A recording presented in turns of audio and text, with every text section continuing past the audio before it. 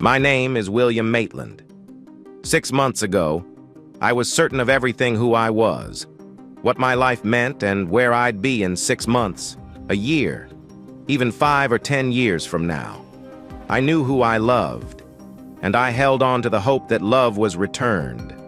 But now, in late October 2005, I'm only sure of who I was and who I once loved. As for who I am today, I'm not so sure anymore. I'm a prosecutor, at least for now. Will I still be one tomorrow? Dallas Edwards, the big man, built my career. He's been my foundation for the past 5 years. But with 2006 approaching, I sense he's about to make his move, aiming for the governor's chair in Tallahassee. Whether he wins or loses, I can't see past 2006 into 2007 and beyond. Life used to be straightforward. I had a job and I knew how to do it, even if it consumed me entirely. I had certainties, things I could count on. But now, everything feels uncertain. And I can't help but wonder how much longer I can hold on. When he leaves, where will that leave me? Where do I want to be? This job has cost me my marriage, my deep connection with the woman I loved. If I move on, I know I won't find what I have now. I have told Debbie, the woman I met in college and built my life with, that our story is over. I want it to be over. No, maybe not want it, but need it to be over. 2 weeks ago, I told her that while I could not forget her, I could not go back to the life we had. So I focus on my work, handle daily challenges, and think about the bigger questions that keep me awake at night. I wonder about a dark-haired woman in Paris while I navigate single life in Jacksonville. I see my ex-wife most days as she settles into her new life, and I think about how it will feel when I see her with another man. Doug Baker, who came into my life, has been around her, but I never really thought he had her heart. Maybe at first I did, but I believe it was just a brief fling, as Debbie's mother hinted. As tough as it is knowing he is with her, it won't be as hard as seeing her look at someone else the way she once looked at me. I told her she needed to move on, but I don't look forward to that moment. I'm unsure where my job will lead me. I don't know if I will find someone to share my life with. Everything feels uncertain now, unlike the last 20 years since I first met Debbie at our college apartment. From that day on, through both happy and sad times, I knew what I wanted, and each day felt like a step toward the future I believed was meant for me. And now? October 29th, 2005. Saturday, 8 p.m. When the door opened, the sight before me took my breath away for a moment. She stood there in heels that made her look tall, wearing a stunning gown with sequins and jewels that highlighted her figure. I looked from the beautiful dress to her face, framed by soft blonde curls, her bright green eyes standing out with a touch of makeup. Her hairstyle made her look taller and more beautiful. The whole effect was charming, and I felt drawn to her. I reached out my hand, and she placed hers over it. "Helen of Troy would seem ordinary next to you," I said, trying to sound genuine. "You are too kind, Monsieur Hangman," she replied, her voice sweet. "Just speaking the truth, Myra. I can honestly say I've never seen anyone as lovely." She moved closer, stood on her tiptoes, and gently touched my cheek, leaving a hint of her perfume. Stepping back with a playful smile, she said, "Be careful, Mr. Maitland. A lady might think you're trying to be extra charming tonight."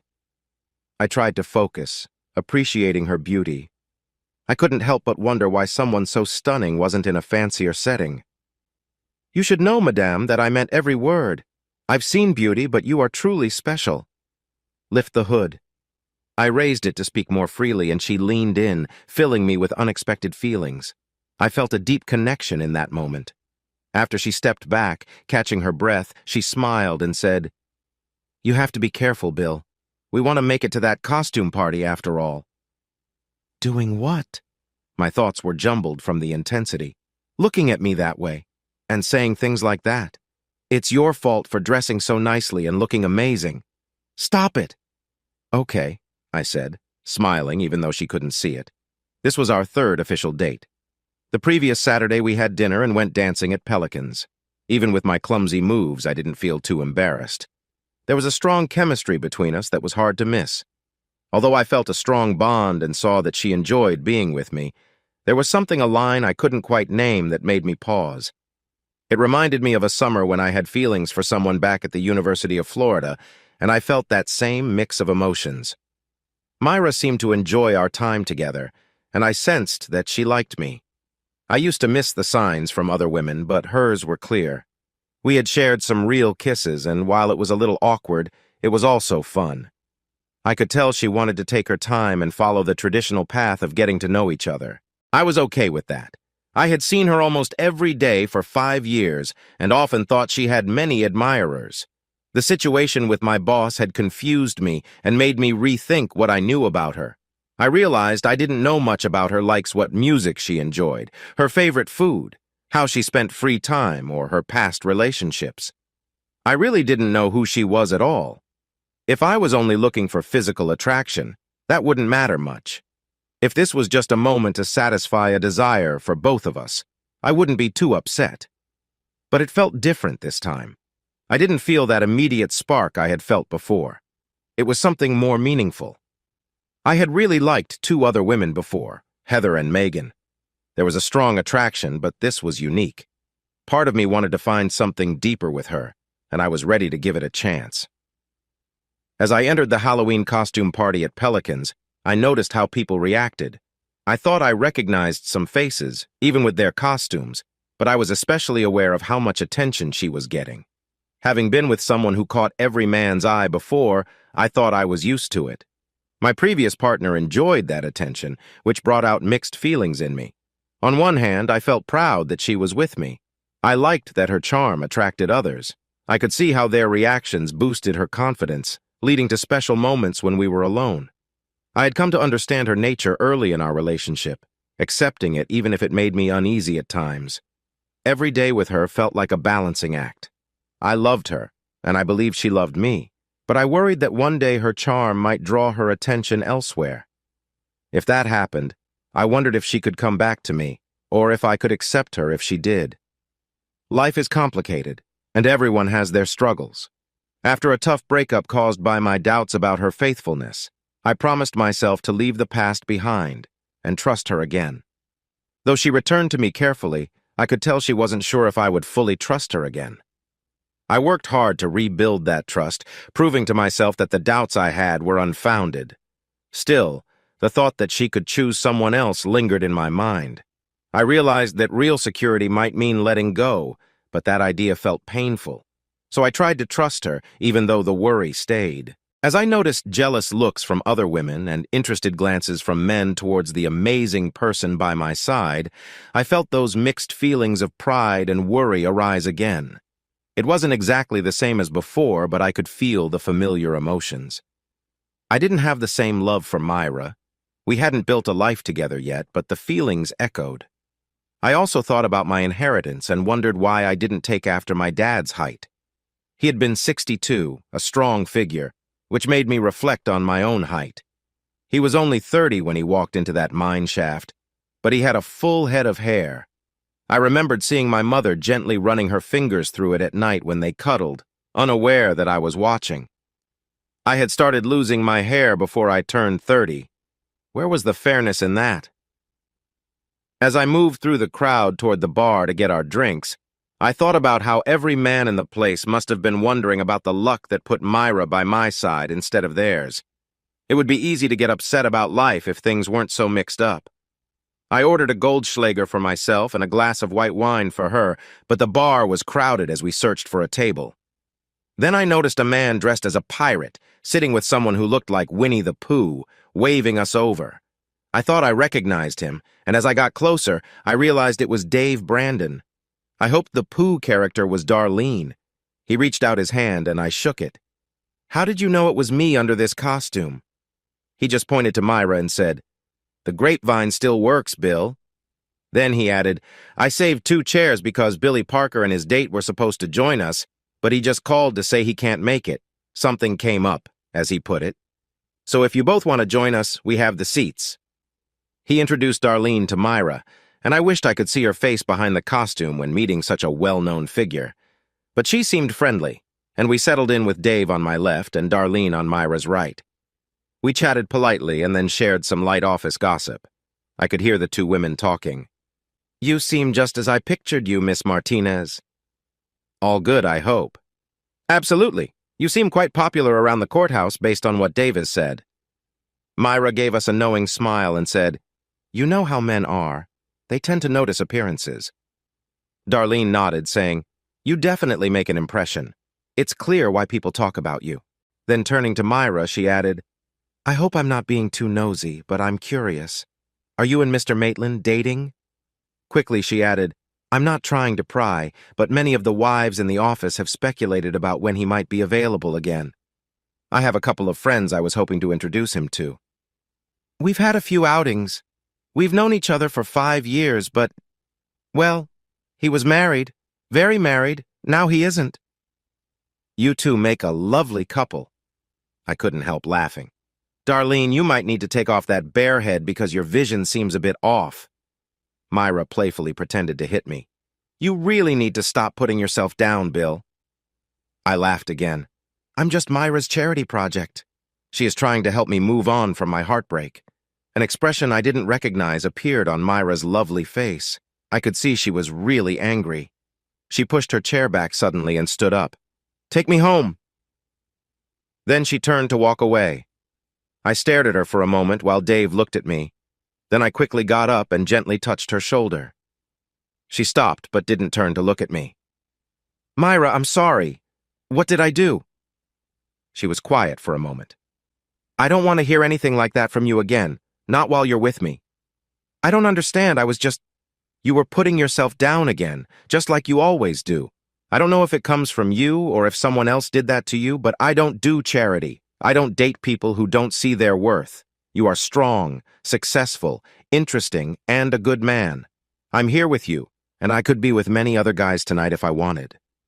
She turned to look at me. "It doesn't work if one person feels lesser in a relationship. I'm not doing you a favor. I'm here because I want to be here." I pulled her close, smiled, and held her gaze.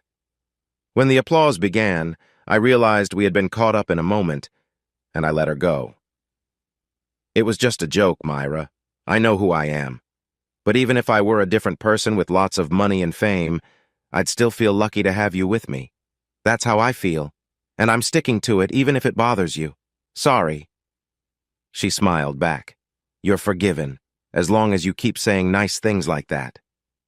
"I promise." Both Dave and Darlene stared at us, but Myra just smiled and said, "Just a little misunderstanding."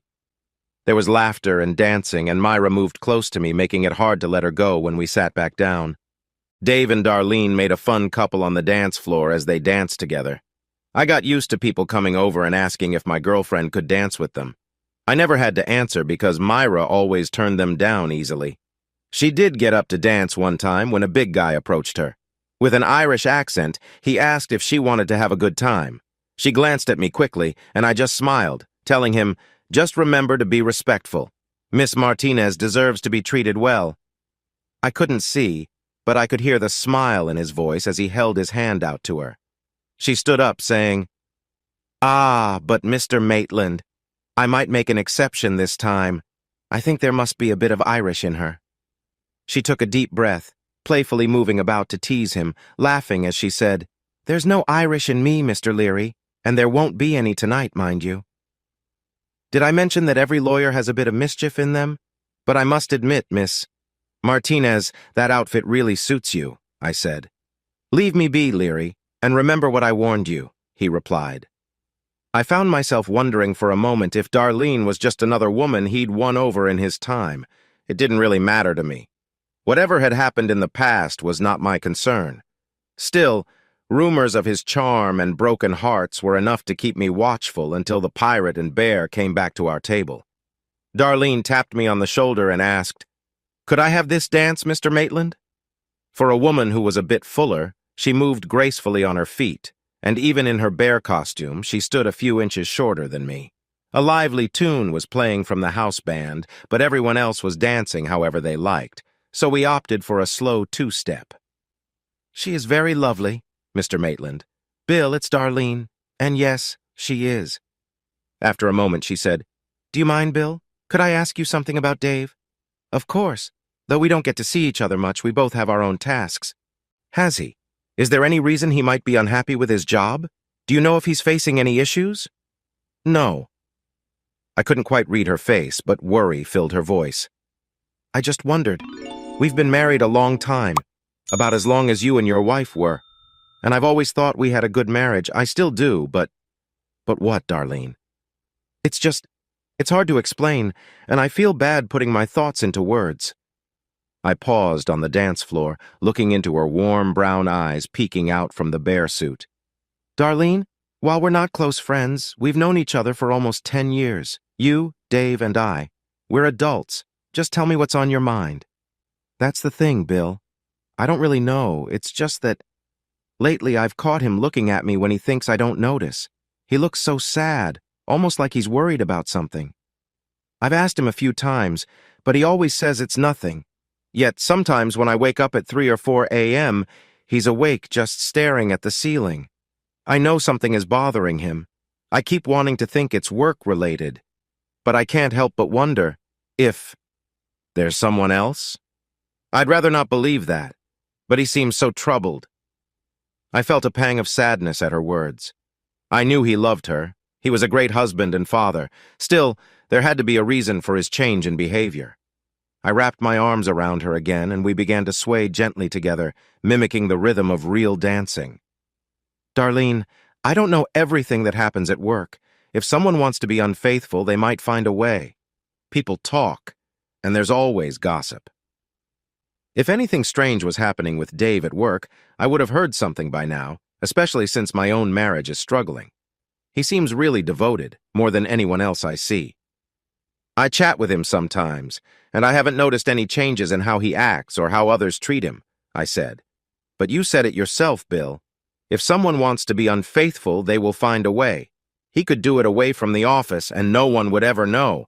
I really don't want to believe it. I can't believe it, but I feel like something's wrong. We paused again. I could see tears forming in her eyes, soaking the soft bear she held tightly. I'm afraid, Bill. I'm really afraid. He's the only man I've ever been with. When I was younger, I didn't get much attention from guys. But he wanted me. He married me. He's given me a good life and wonderful children. I don't want to lose this, and it feels like everything is about to fall apart. I wrapped my arms around her, knowing that Dave hadn't fully understood what had happened with Paula. Looking back, I should have seen this coming. When I was married, one thing that kept me on the right track was knowing myself. Even if I could have strayed without anyone finding out, the weight of that secret would have been too much for me. I didn't think I could ever hide anything from Debbie. She would always know. That was part of the pain that ended our marriage. I never understood how she could act normally at home while being so close to him.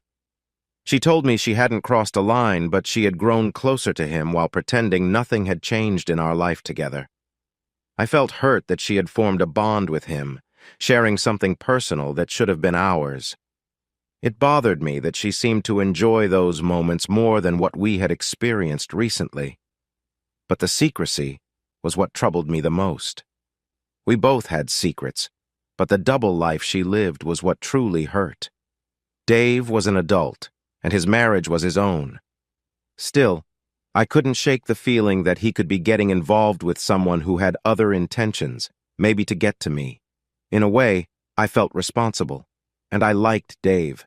So I said to her, "Listen, Darlene, I might know something. It's not what you think, or at least I don't believe it is. Let me talk to Dave. I think I can get him to open up to me, especially since I have some ideas about what might be happening. I could be wrong, but if I'm right, it's not an affair." She was upset, and I could see her tears on her shirt. I handed her my handkerchief. "Try not to cry. He'll notice something is off, and that could make things worse. Stay strong for a little longer. It might be serious, but I don't think it's as bad as you fear." Dance music filled the air as people enjoyed themselves around us. Myra took a moment to dry her eyes and get herself together. I saw she was back at the table with Dave. As we approached them, Dave looked concerned. Before he could ask, I said, "Looks like we're running low on drinks. Come on, Dave, let's get a refill before anything else happens. You ladies think you can hold on until we get back?" They both smiled, and Darlene playfully made a fist. "No problem, But I bet everyone will be watching Myra, Darlene said. Myra smiled at Dave and replied, I don't know. Men are curious about mysteries, Darlene. They'll want to know what's behind your bear suit. They're going to be disappointed, she said with a sniff. I don't know. There's at least one man here who appreciates what's inside, and likely more. They both laughed as Dave and I walked away. You and Myra seem to be enjoying yourselves, he remarked, glancing back. I honestly didn't think I'd see her with anyone other than the big man or some rich guy from out of town. She's incredible, Dave, but she's just a person like everyone else. And speaking of personal matters, are you still letting that negativity affect you? He paused, looking a bit shaky. His expression worried me. What? Bill, what do you mean? You're having a tough time letting go of Paula. Darlene thinks you might be interested in someone else. If you keep this up, everything we worked for to help your marriage will be lost. You're putting both Darlene and yourself at risk without help from Miss Donnelly. What did she say? She thinks you're acting distracted, like you're struggling with a hard choice. You're giving her worried looks and losing sleep at night. Dave, it's like you're wearing a sign that says, I've made a mistake. I pointed toward the bathrooms, and we walked that way, hoping the walk would help clear his mind. I get it, Bill, I do. I hoped she wouldn't see, but I can't help but think about what happened and what I did, and what I said. I look at her and I just want to apologize. I know she might not accept it, and it could change everything, but I lie there at night feeling overwhelmed. I hold back every day from saying something. I don't know how much longer I can keep this up. It's too hard for me. We walked into the bathroom, and while we went about our business, I kept thinking. I understood what he was feeling. If nothing changed, he would eventually say something, and soon, Darlene would know. Then he would be left on his own, and I wouldn't wish that on anyone, not even Doug. Sometimes inspiration just strikes you. But as I started to wrap things up, I realized what needed to happen. You have to tell her. He stared at me, looking shocked. No, you know I can't, and you know why. You have to, Dave. You can't keep this to yourself. We both know that. But if I tell her, you don't have to share everything. He tried to respond, but no words came out. So I explained things to him. He fought back, he wasn't ready, and finally, as I expected, he agreed. It's going to be hard, probably for a few weeks or even a few months, but I think you two can get through it. You just need to stay humble and patient until she forgives you. What if she doesn't forgive me? What if she leaves? Then you've already lost her, but you'll lose her anyway. This gives you a chance. And before I forgot, I asked, do you still have that video? He nodded, looking a bit ashamed. He had been watching it alone, thinking back to that time, which I suspected. Destroy it. Don't just hide it. As long as it's out there, she could find it, and your relationship could end badly. Would you want her to discover it later and feel bad about you? Get rid of it. He finally nodded in agreement. Okay, I feel awful about this. No, you're just a guy who got caught in a moment. I still think about her sometimes. He walked toward the bar to get drinks, looking like someone ready for a tough conversation. I turned my phone back on and called a number I never thought I would call. I wasn't sure she would pick up. It rang a few times before a robotic voice said, "Please leave your message with your name and number." I left my details and ended the call. I had almost reached the bathroom door when my phone rang. I answered, and I heard that familiar, soft voice. I wondered if her voice would ever fully recover from her past. "Mr. Maitland, this is unexpected. I thought you would wait longer to contact me." "Hello, Mrs. Donnelly. You were correct earlier. I didn't call for the reasons you think." "Oh? I'm calling to ask for a favor." I explained my request. "And why should I help you? Why should I lie for you or Mr. Brandon? I could have fought to keep Paul away from you. With your resources, things wouldn't have been easy for you, but I didn't. I gave you what you wanted, and that was your husband's freedom. What I'm asking won't cost you anything. And will this earn me anything? Will you think better of me if I do this for you?" "Of course, Paula. It's good to talk about what's right, and I hope there's still some kindness in you somewhere. If that's how you feel, I'll do it. Just tell me what you need me to say, and I'll make it sound real. I'm glad you called, Bill. Remember, building something takes time. Your hesitation about what I'm offering won't change quickly, but one day, you will see me in a different light. I didn't reply to that, but asked, Gil mentioned you and Paul haven't had that talk yet. Do you still want to finalize things? She paused a bit longer than I thought she would, and I could tell she was looking for the right thing to say. No, Paul is being difficult, but we will get a chance to talk soon. By the way, I didn't like the warning you gave him about meeting me alone. That wasn't fair. Even with everything, he was kind enough to pass on what you said. Why would you do that? Because I'm not sure yet, Paula. I still don't know if you're truly the person you appear to be or someone who might hurt the man she was with for so long. Part of me wants to believe you're good, but I'm unsure. I'll wait and see what happens. That's fine, Bill. You have your path, and I have mine. By the way, are you still seeing that woman? I like mine, but too much of her is not great. But maybe you're happy with it. Men. Anyway, you do know that story about her and your boss is just a rumor, right? And how do you know? And why does it matter to you? I have my ways of finding out. I don't mind who you go out with. I hope you enjoy spending time with many women. You still have feelings for your ex, but you might need to move on.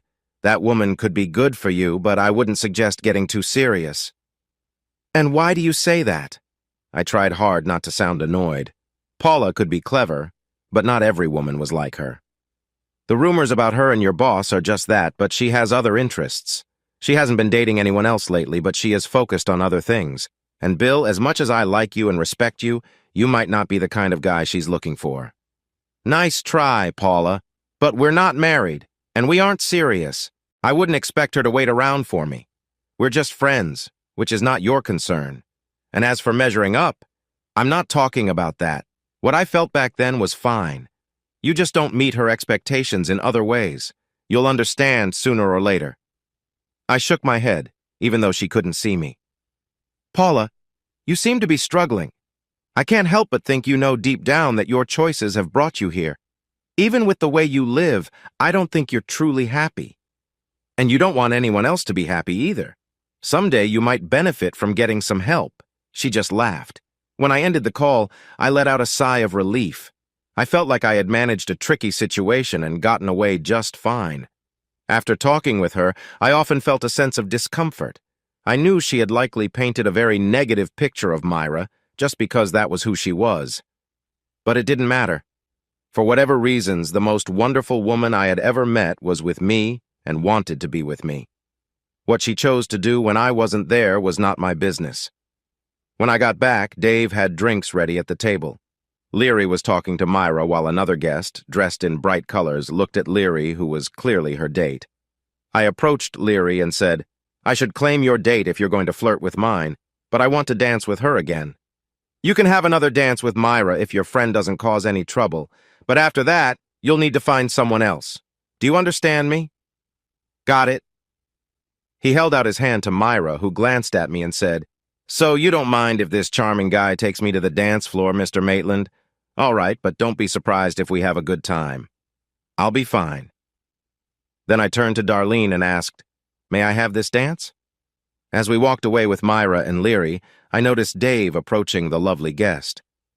You're too beautiful to be standing here alone. Would you honor me with this dance? She looked at Leary's back and stretched out her arms to him, saying, I would love to dance with a gentleman who respects women. While we danced slowly, I said to Darlene, I spoke with Dave and he confirmed what I thought. She moved even slower. Is it what I think, Bill? Is that it? Yes and no. Yes? Something did happen, but it was a one-time event and he didn't plan for it. He met another woman. Not exactly. There's a woman named Paula Donnelly. We arrested her husband for hurting her badly. She filed a complaint but then changed her mind and wanted him released. I assigned Dave to meet with her on a Thursday. And? Let's step outside for a minute. It'll be easier to hear. I want you to call her. She's waiting for your call. You want me to talk to her? Why? Because she can explain what happened and why. I'll share what I know too. You don't have to believe Dave's account if you're unsure. We stepped outside and got our hands stamped because this was a special Halloween party. The weather had turned chilly in October, and our breath came out in puffs. I dialed Paula's number, and this time she picked up after 2 rings. Miss Donnelly, I'll put Mrs. Brandon on.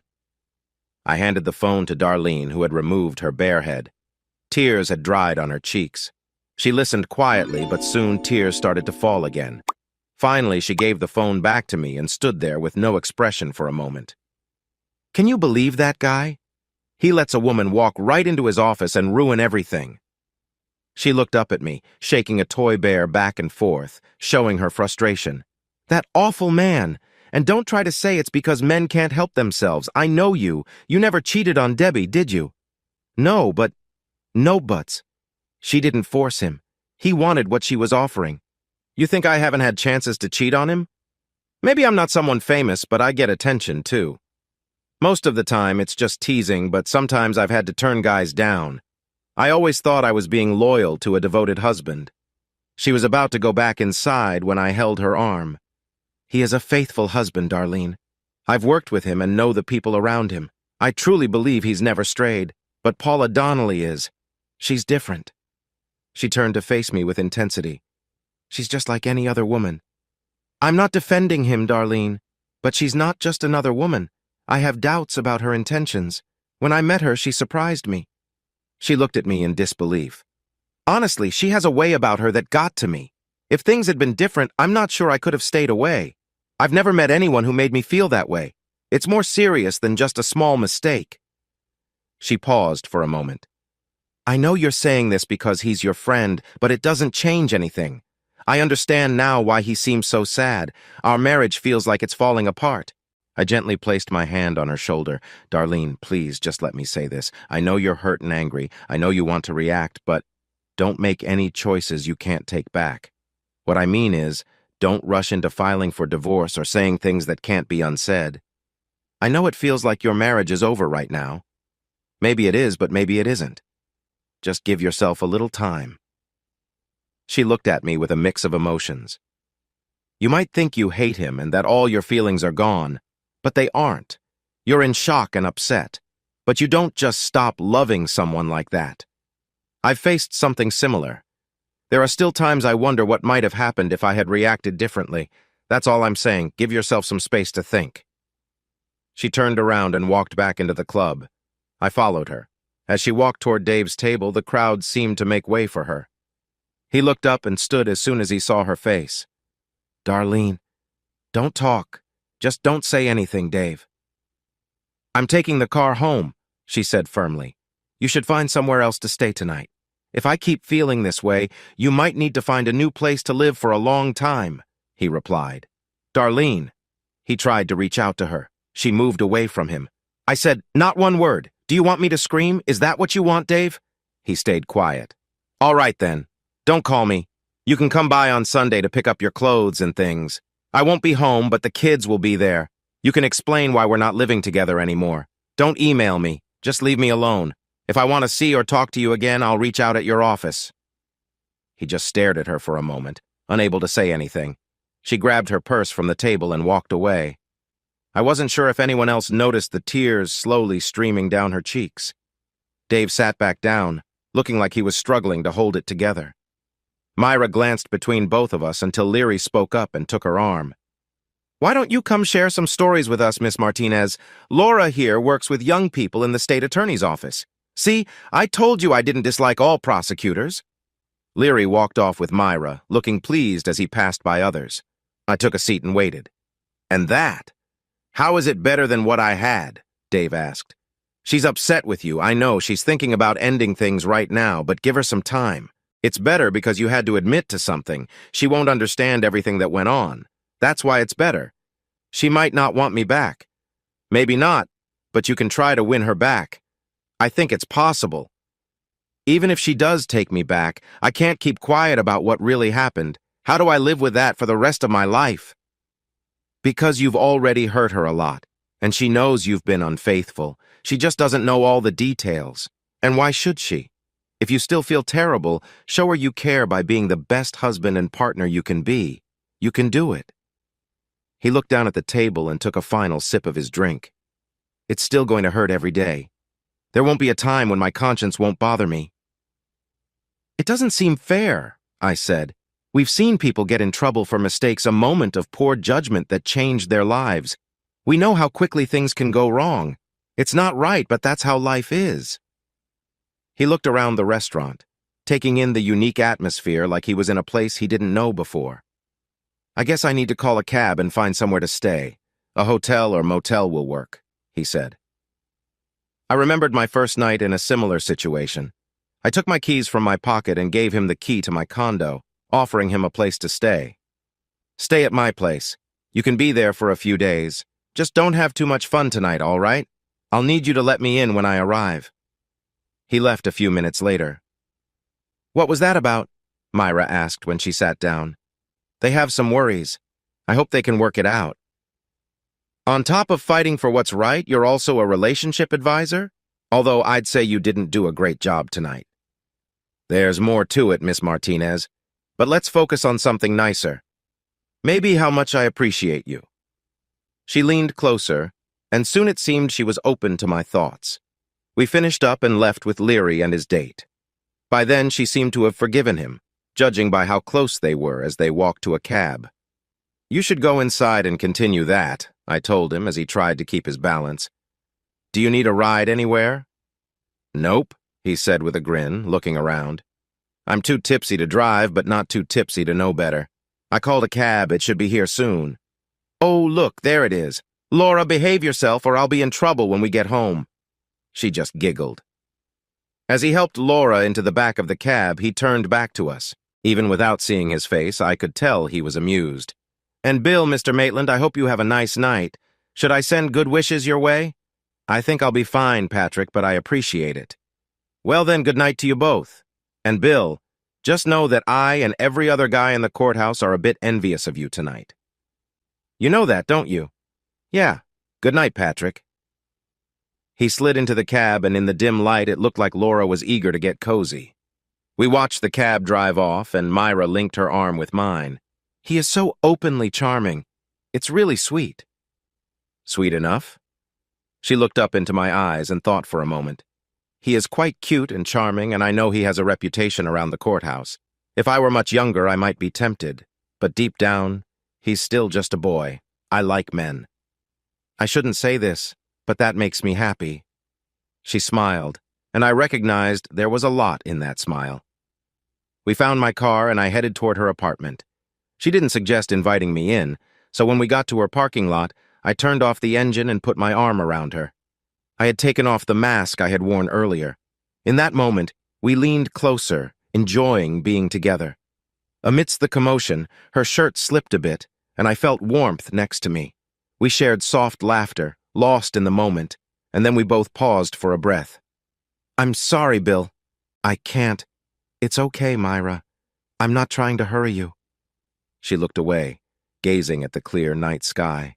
She said softly, I'm not joking, Bill. I really mean it. This is hard to explain, and I'm not sure I can right now. I held her hand gently. Myra, you don't have to say sorry. I might be a bit confused, but I really value our friendship.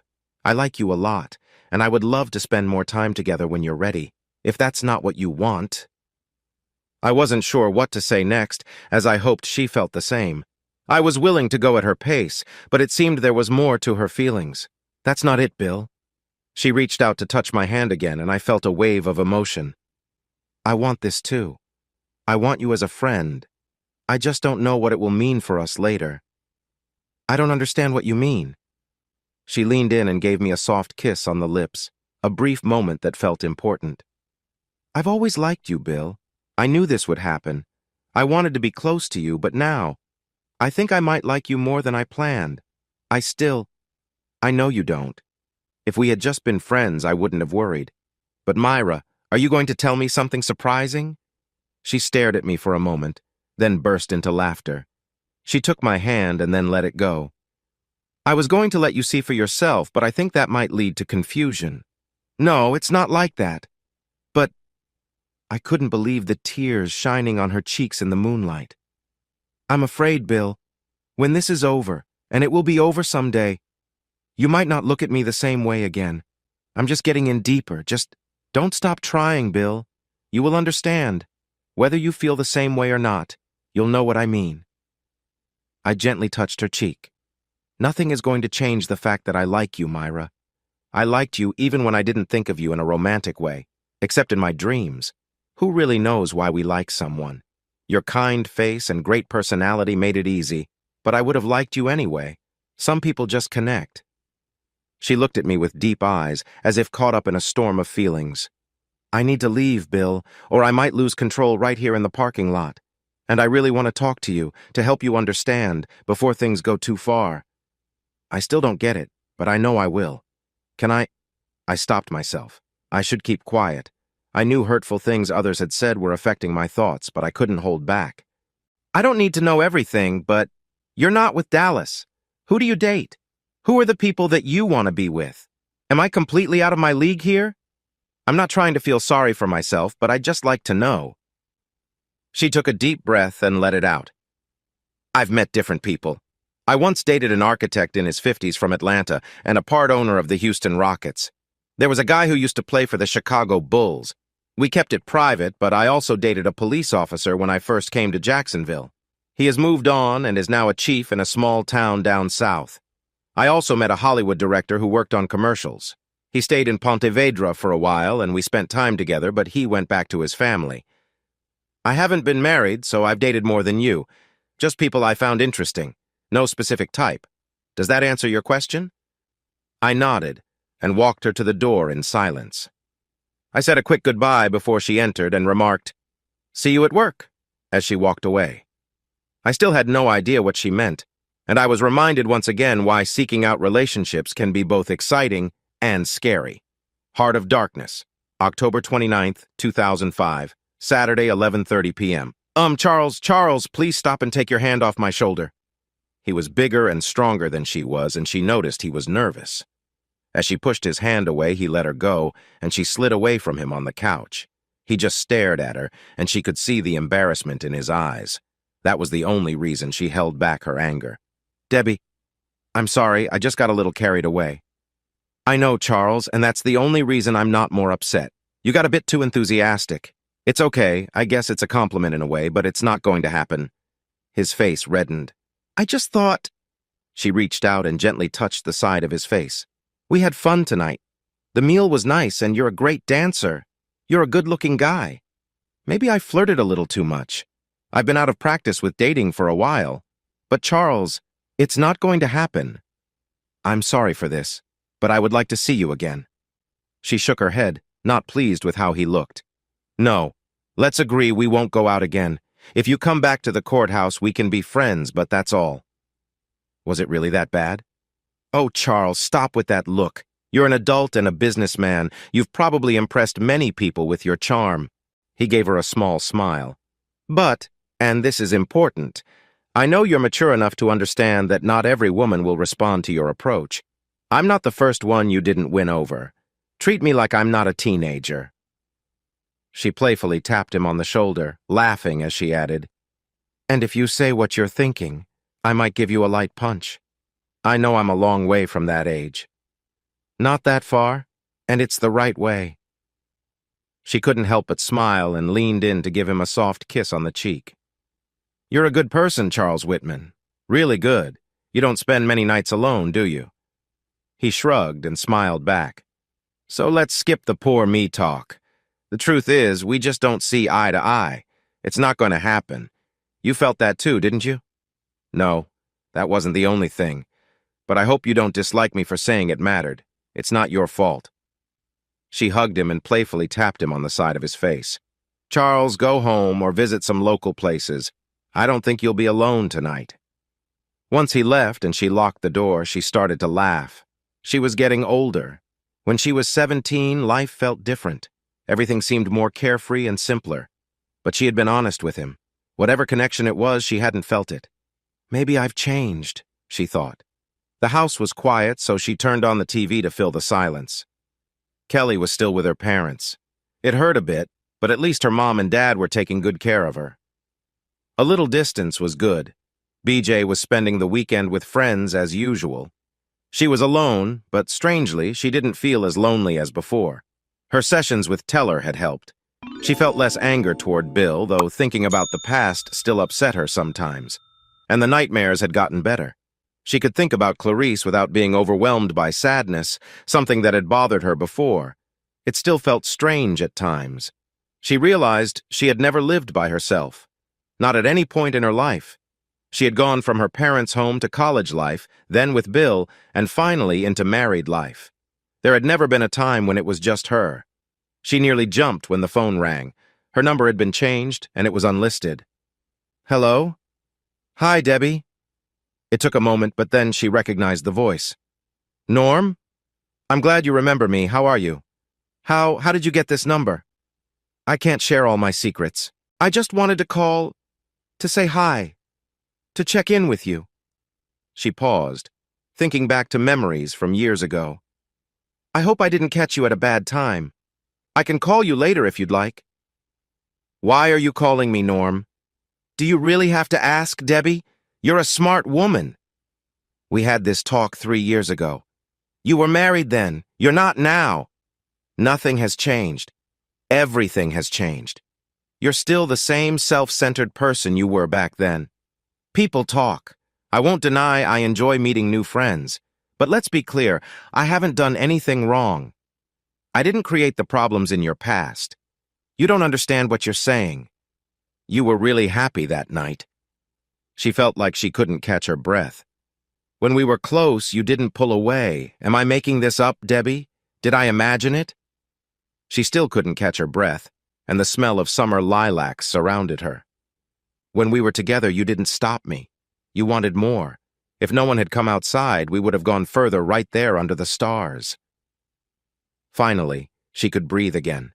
She was back in her home, safe from him. "Okay, Norm, yes, you were very convincing, and I was naive. I almost let you ruin everything. You did a good job of that yourself. But I didn't give in that night, did I? You never had the chance to prove anything."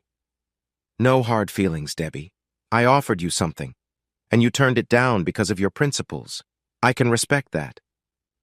But now things have changed. We're both single. If I came to your door tonight, what would stop us? No one would get hurt. Because you think only about yourself, Norm. You take what you want without caring about the harm you cause. The cost of being with you is too high." The silence was heavy and uncomfortable. Finally, he spoke again. "I take it that means no. But if you ever change your mind, that will never happen. Goodbye, Norm." Her heart raced as if she had just done something really intense. Why did someone like Charles Whitman leave her feeling nothing, while Norm made her pulse quicken? No matter what, if she wanted to keep her self-respect, she would never give in to him. And if there was one thing she could appreciate about the last 3 years, it was that she had never let him add her to his list of past relationships, because he would have hurt Bill, not out of spite, but because he just didn't care about anyone but himself. Maybe Lou, too. He would have acted without thinking, and Bill would have found out. A chill ran through her.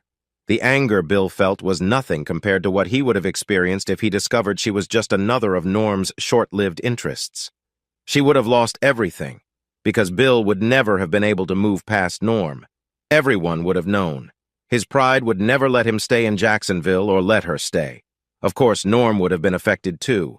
He would have lost his last and best friend because Lou would never have forgiven him. But that was the thing about Norm. He made choices that hurt others and always would, because he valued small things, like other men's relationships, and cared too little for the things that really mattered, like his only true friend. He would keep living this way until someone stepped in. November 1st, 2005, Monday, 10 a.m. Your Honor, Sheila Sutton was killed on the night of February 1st, 2005. It was 9 months ago when everything changed. Usually, it would be the defense pushing to start the trial. William Sutton has been in jail for over 3 months, facing widespread doubts about his role in his wife's death and the loss of their unborn child for almost a year. It's hard for anyone not in his shoes to understand the pressure he and his mother are under. The prosecution is ready to proceed. It is the defense and Mr. Macon who are asking for delays. Your Honor, Barry Macon said as he stood, Mr. Sutton is eager to prove his innocence and move forward in his life. However, it took the state nearly 6 months to file charges, and they have only recently been able to speak with the main witness because of health issues. When we finally reached Mr. Bell, new questions came up in our investigation, and his health problems slowed down our ability to follow up. I'm sure you understand, Your Honor, that Mr. Bell's testimony is very important for the state's case. In fact, without him, I can say with confidence that charges may never have been brought. With that in mind, Your Honor, it seems fair that we request enough time to properly review Mr. Bell's testimony to prepare our defense. Mr. Maitland and the prosecution are asking a jury to consider Mr. Sutton's fate based mainly on Mr. Bell's memories. What we're asking for is reasonable. I glanced at Circuit Judge Leonard Pizarro. I may not be able to read minds, but it was clear what he was going to decide. I couldn't blame him. We were poised to ask a jury to make a serious decision based on an elderly man's memory. He would likely give Macon the time he requested. As we left the courtroom, Macon slowed his pace and waited for me. Bill. Mr. Macon. I have a suggestion for you. Please don't take it the wrong way. Just think about it. I can't let him plead to a lesser charge. I truly believe he is responsible for his wife's and unborn child's deaths. I might not be able to prove it, but I have to try. Even if I lose, I owe it to his wife and son to make an effort. I can accept losing, but I could never accept letting him go free. At least this way, he'll face a jury. Macon shifted his weight from one foot to the other. He was a large man. He had played as a linebacker on the University of Florida football team back in 1984, before they became a major force in college football. Now, he had become the kind of solid man that many big football players turn into if they don't keep a close watch on their weight. But it suited him just fine. A thick head of light brown hair gave him a distinguished look that impressed the juries and made him a typical defense lawyer. He was a true professional, as expected from a member of the Macon legal family, known for challenging prosecutors for many years. He might not be in a league like Lou Walters or Patrick Leary, but he was certainly skilled. I had expected something like this.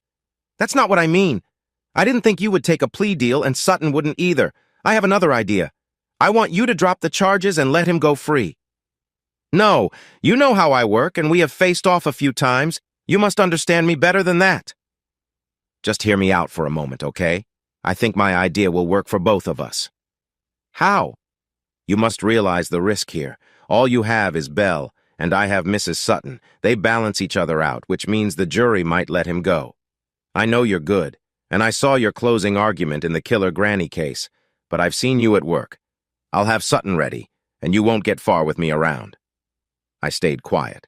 I had an idea of where this was going, but let him explain. You have no forensic evidence, no strong proof at all. Your case relies on the memory of a sick old man whose mind might be confused by strong medications. My client is tough, but I won't let him take the stand, so you won't get the chance to question him. You are going to find it hard, Bill, and when that happens, it's over for good. He could walk around in front of the courthouse with a sign confessing he hurt his wife, and you still wouldn't be able to touch him. But if you drop the charges, you can record Bell's testimony, which I know you have, and it will be there in 20 years. Video doesn't fade away. Keep searching for some physical evidence. It can turn up unexpectedly. Or maybe he and the old lady will argue, and she'll change what she said. There's no time limit on murder. And you won't waste a lot of money on this tough case. Money that could be better used elsewhere. He stood before me, and I thought he was being genuine. You can go one way, and you will lose. His wife and unborn child will never get justice. They cannot get justice. Go the other way and the police can keep working, and maybe someday you can hold him accountable after he's no longer my client. I could accept that. I looked up at him with admiration. That was really good, Barry. What you're saying makes sense, actually. I understand you're expecting the old man to pass away soon, and a recorded witness won't be as convincing as a mother, but that doesn't really matter to your argument. He smiled. You've got me. I do think he'll pass, and I believe you will lose. I also believe I'll succeed in a way that allows me to raise my fees for clients.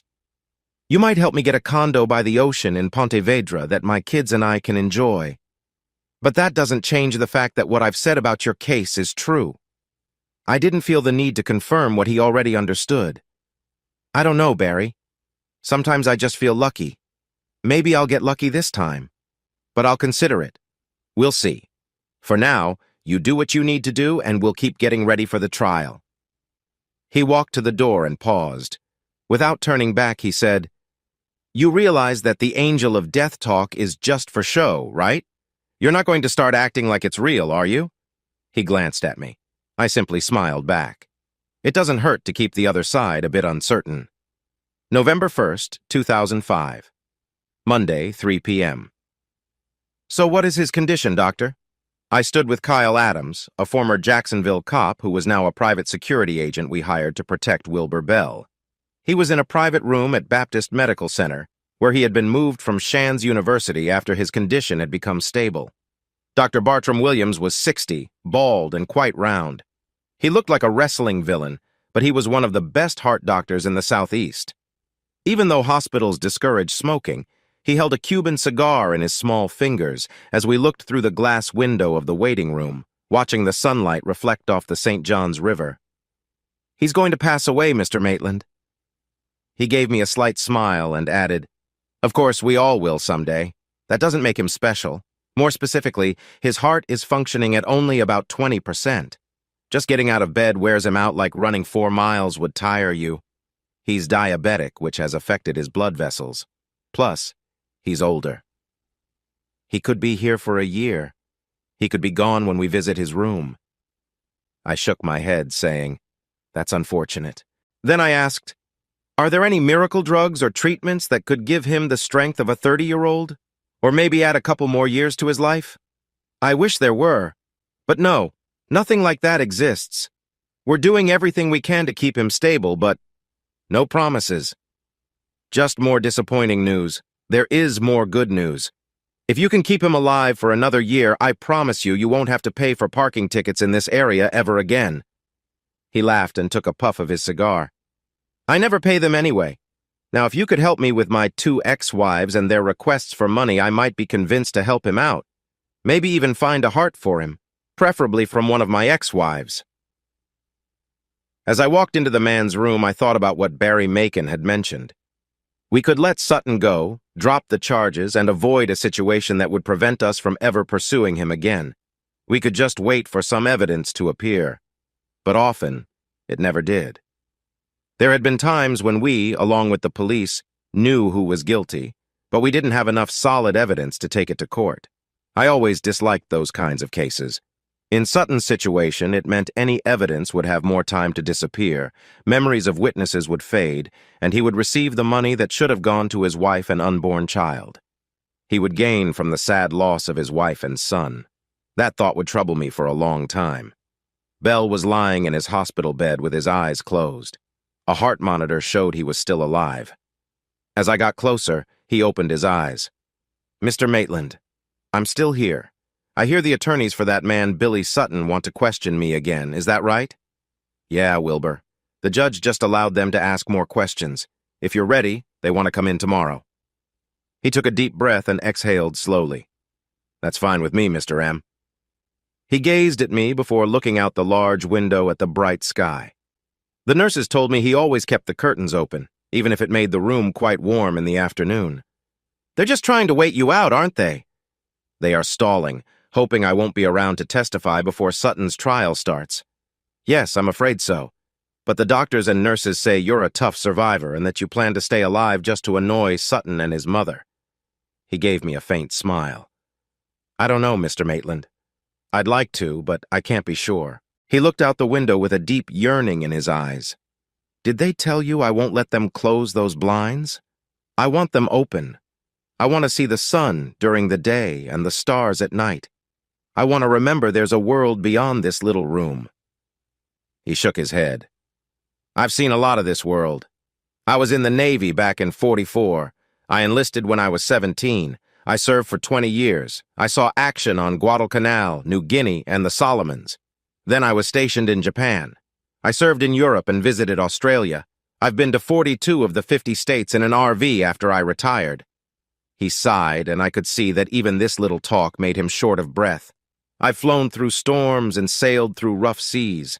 I have seen the sun come up over the Rocky Mountains and experienced a night that seemed endless in Alaska. And now, this is my life. I never wanted things to end like this. I wanted to speak, but what could I say? This was his reality now, and it might be all he would ever know before the end. You've been through tough times, but you've also had good moments. They say you are slowly improving. He shut his eyes again. Yeah, tough times and good moments. His eyes shot open and he nearly lifted his head from the pillow. One thing about being here is that it gives me time to think and remember. I recalled something just the other day. I wrote it down in my journal. What? I forgot the exact day that poor girl lost her life, but they told me it was Tuesday, February 1st. That was the night I saw Sutton leave and come back the next morning, as I mentioned before. But I overlooked what happened that weekend. I thought it was Saturday, but it could have been Sunday instead. What happened? I wanted to urge him to share what he remembered. Suddenly, everything felt different. You need to remember. I had no clue about that girl's death. Billy's late-night trip in his mom's car felt a bit odd. I had planned to visit my son in Athens, but my granddaughter was about to have her baby, so I decided to stay home. I was there that night around 10 p.m. when I noticed Billy's car leaving their driveway. It seemed normal at the time, but then, as it passed by my house, the streetlight illuminated it just right. I realized it wasn't Billy driving, it was his mother. That was unusual since she hardly drove anymore. I couldn't understand why she would be in his car. He paused for a moment, catching his breath. That was strange. It made me pay more attention. About 30 minutes later, I saw his mother's car coming back down the driveway. It was very dark by then, but the streetlight helped me see. The driver was slumped down, but it was Billy behind the wheel of his mom's car. He stopped to breathe again, and I tried to take in what he said. Sheila Sutton had been missing for a few days by that point, depending on whether it was Saturday or Sunday. She had likely been hidden from view by that time. Sutton had no reason to return to Jacksonville in his mother's car. Of course, it could all be innocent, and a lawyer might argue that too. There could have been a reason for the car switch, and a late-night drive could have many explanations. About an hour later, I heard a car coming back. There's not much traffic in our area at that hour. I looked out, and it was Billy's car. I couldn't see very well, but I noticed it wasn't Billy who stepped out of the vehicle and went into their home. It was her. After a brief pause, he said, I find it hard to sleep, so I had gotten up early when I heard it. It was her car driving up the lane. I watched it pull into their driveway, and then I saw him get out. He was holding something in his hands, maybe a bag. After that, he went inside. Sutton's mother drove off in his car and returned about an hour later. Sutton took his mother's car and came back 7 hours later with something in his hands. It felt odd that his mother was trying to distract people by using his car if something unusual had happened that weekend. But why? Sheila was missing. I hadn't heard of any significant disappearances or losses among her friends or family in Jacksonville. Was he dealing with something unresolved that we still didn't know about? It could still be innocent, but everything felt off. And why would he think anyone was watching his house? As far as he knew, no one was aware of his wife's disappearance at that point. Again, it didn't make sense. Billy and his mother left in her car that morning. I'm not sure why. Since it was Sunday, they might have been going to church. I never thought either of them was very religious, but they pretended to be. Anyway, after they drove off, I walked toward their yard just to look around. I noticed something red under his car. I bent down and saw it was a cloth, maybe a washcloth or small towel.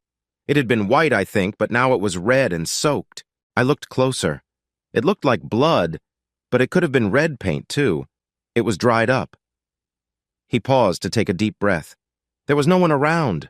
It must have been Sunday. I looked around, but no one was outside, and I realized I was trespassing. If the neighbor were to show up, she would have made a big deal about it. So I left quickly. I had no idea what that cloth was or what it meant. I went into my garage and found an old paint can that had been empty for years. I put the cloth inside, closed the lid, and set it under a work table. This time, it took him a lot longer to catch his breath. Just talking had tired him out. I didn't think much about it. It was strange, but I didn't assume it meant anything. The next morning, my granddaughter had her baby, my first great-grandchild. A boy. But he had some problems, and for a few days it seemed he might not make it. I was at the hospital with her and her mother. With everything happening, I just forgot about the cloth. He looked at me a bit regretfully. I'm sorry it didn't come back to me sooner. I still don't know if it means anything. The first thought that came to me was that the bag he brought in and the cloth could somehow be linked to Sheila Sutton's case. But why had he waited until Saturday night, 4 days after the incident, to bring them home? Why didn't he just get rid of them right away? Do you think the cloth might still be in your garage? I think so. I wouldn't have thrown it out, and no one else has been in there. I didn't fully understand what this meant, but if it helped us against Sutton, we needed to act fast. Wilbur, I'm going to have a team here to record your account of what you saw. Are you ready for it? Yes, sir. Great. I'll contact the Ocala Sheriff's Office to see if they can find that paint can. If they do, I want them to bring it here and open it in front of you. I need you to identify the can and the cloth inside. Do I have your okay to send them to your house and garage? Yeah.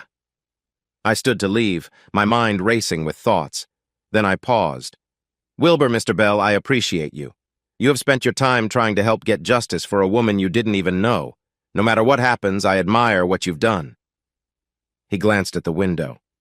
Thank you for that. It's the right thing to do. Any good person would help, but could you do me one favor? If I can. Once you've recorded your account and I identify the can and cloth, could you speak to Dr. Williams? See if there's a way to let me step outside for a few minutes? I want to see the sky again and feel fresh air. I took his hand and squeezed it gently. I'll do my best, Mr. Bell. Let's get that recording and identification first, and then we'll find a way for you to get outside. Just for a little while. That small outing might change our chances to convict Sutton, but I couldn't keep him cooped up. He deserved to enjoy fresh air one more time. Early 2005, south of Jacksonville. The man in the bed stirred, quickly waking up. His eyes opened, but he stayed still. He breathed softly, trying to understand where he was. The bedroom was empty. No one could move that quietly, and he would have sensed anyone else nearby. There were no windows, so it was dark, but that was by design. This was an interior room in a log cabin built a mile off the main road. The thick forests of east central Florida surrounded the cabin, creating a calm and private atmosphere. Even knowing he was alone, he reached quietly to the drawer by his bed and opened it, pulling out a heavy metal object that lay inside. With the .45 caliber automatic M1911A1 in his hand, the only thing his father had left him from the Vietnam conflict, he felt more secure. Holding the .45 automatic made him feel more confident. Not that he had any reason to be scared, even in the deep woods. If anyone came near, they might have more to worry about than he did. Still, having something in his hand helped ease his fears. He tried to remember what had woken him up. This was a room with no windows, but a log cabin wasn't like a modern, insulated home. The night was very quiet. He sensed something was off because he couldn't hear anything at all. In the woods, away from the noise of highways and cities, there were usually lots of sounds. Crickets, frogs, and other small animals would make their presence known. After living there for a while, you tended to ignore these sounds, but when everything suddenly fell silent, it became noticeable. That's how it was now. The stillness was so strong he could hear the old cabin creaking around him. This silence meant that something was outside, but there was more to it. He tried to think back. Something had woken him up without him realizing it. Duke! His German shepherd was not at the foot of his bed. That wasn't uncommon, as he had made a doggy door to let Duke come and go at night. It allowed small animals in, but Duke usually chased them off quickly. Yet, he was sure he had heard something. The sound came again. A chill ran down his back as he understood what that meant. He sprang up, feeling something steady in his hand. He moved towards the bedroom door. The faint light of the moon came through the windows, softening the outlines of the furniture in the living room. He walked quietly across the floor, moving easily in the dim light. He could have found his way around even with his eyes closed. His cell phone was on the bedside table. Out here in the woods, the cell service was unreliable. He did have a landline by the television, which he could use if he needed help. But Duke would usually alert him if someone was near, and he hadn't made a sound. If he called for help and waited, whoever was outside could slip away, and he might not find them. Plus, he would face jokes if it turned out to be just a raccoon or something minor. He placed his hand on the door, slowly turning the handle. He could have grabbed a flashlight, but his eyes were already adjusted to the darkness. The moonlight outside would be bright enough, and any sudden light could scare someone off. He opened the door slowly. In the deep silence, he didn't hear anything. As he peered through the gap that grew wider, he observed that there was no movement outside. To his right, there was nothing. If someone was waiting, they would have to be just behind the door, to his left. He crouched down and pushed the door open, stepping outside to check the yard on the left. It was quiet. His car sat parked about 20 feet away, but there was no one to be seen. He turned around to scan the right side of the cabin, but still found nothing. Then he heard a soft sound and looked down. There was Duke, the dog, a few steps away, whimpering softly. The moonlight shone on a sharp object that had pinned Duke to the ground. How could anyone have hurt Duke without him hearing it? It seemed impossible for someone to hold such a strong dog down long enough to do that without making noise. He knew it was dangerous, but he stood up and walked quickly over to Duke. He understood he was putting himself at risk, but aiming at a moving target in the dark would be hard. If the person didn't have a sniper, they would have to face him directly. He had faced tough times before and trusted his gut. As he turned to face the shadowy figure near the car, he suddenly felt a sharp pain in his wrist. The object he held fell from his grasp. He tried to block the next hit, but pain surged through him. He staggered backward, narrowly avoiding another swing aimed at him. His attacker stumbled, and he instinctively punched the figure in the face. The pain in his hand was strong, but he managed to get a weak hit in. As the attacker fell, he tried to keep his balance and kick, but the attacker twisted away. They both rolled on the ground, and for a moment, he thought about running back inside. But he knew he had to keep fighting. He lunged forward to grab the attacker, hoping to take control. But then everything went black. When he woke up, he felt as though he was floating. He lay on the ground, unable to move, seeing a dark figure standing over him. His last thought was that this felt unreal. The attacker, standing over him, prepared to end things quickly with one last blow. The attacker paused, listening closely to the stillness. All he could hear was Duke's soft whimper. He felt a moment of relief, thinking no one else was around.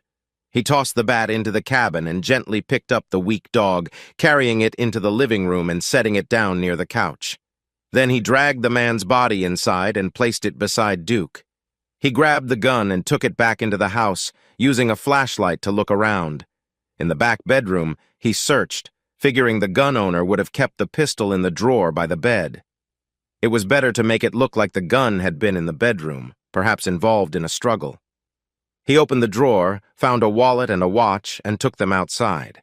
He shook the wallet to spill out the cards and cash, then dropped the watch nearby in a bush. He considered taking more things outside, but decided it wasn't needed. The idea was for the police to find the cabin burned, the owner gone, and some valuables scattered as if a frightened burglar had hurried away. The story would suggest a robbery gone wrong, with the owner trying to defend himself. He didn't touch the car since he had left no prints on it, but he was covered in blood from the man and the dog.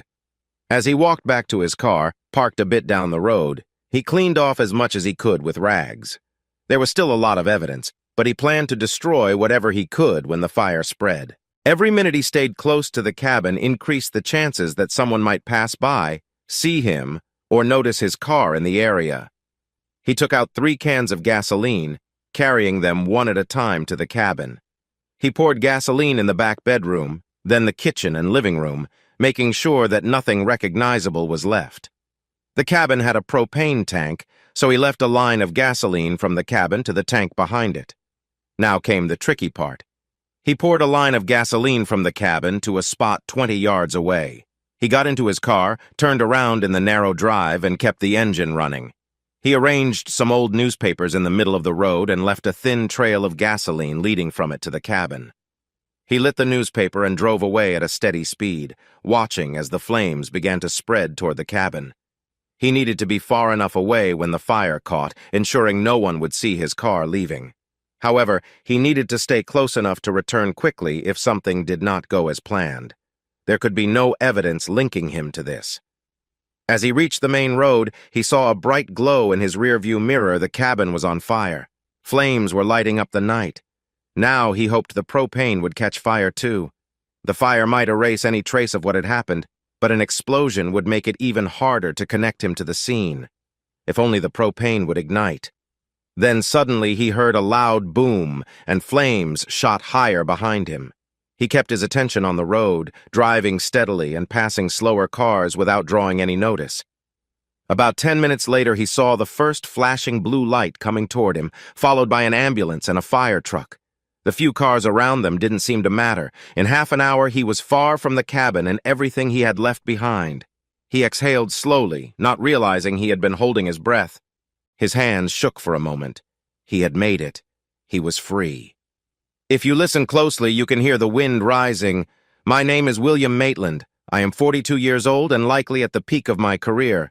I manage the state attorney's office in the 3rd Judicial Circuit, enjoying the authority it brings without the pressures of being a politician, which is required to lead the office officially. My boss, Dallas Edwards, is probably thinking about running for governor next year. If he wins, everything will change for me. Someone else would need to take my position, and I might lose the enjoyment I currently find in my work. If another person steps in, they won't grant me the same independence that Dallas does. I could stay in my role, but I doubt it would be as rewarding if I had to follow someone else's lead. I try not to dwell on this, but it keeps bothering me.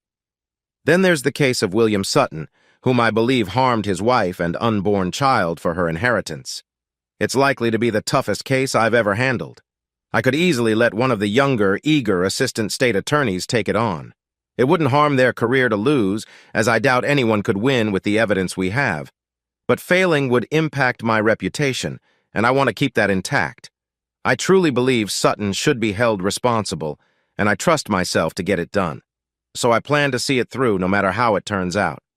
Then there's the upcoming legal battle with a Mexican cartel.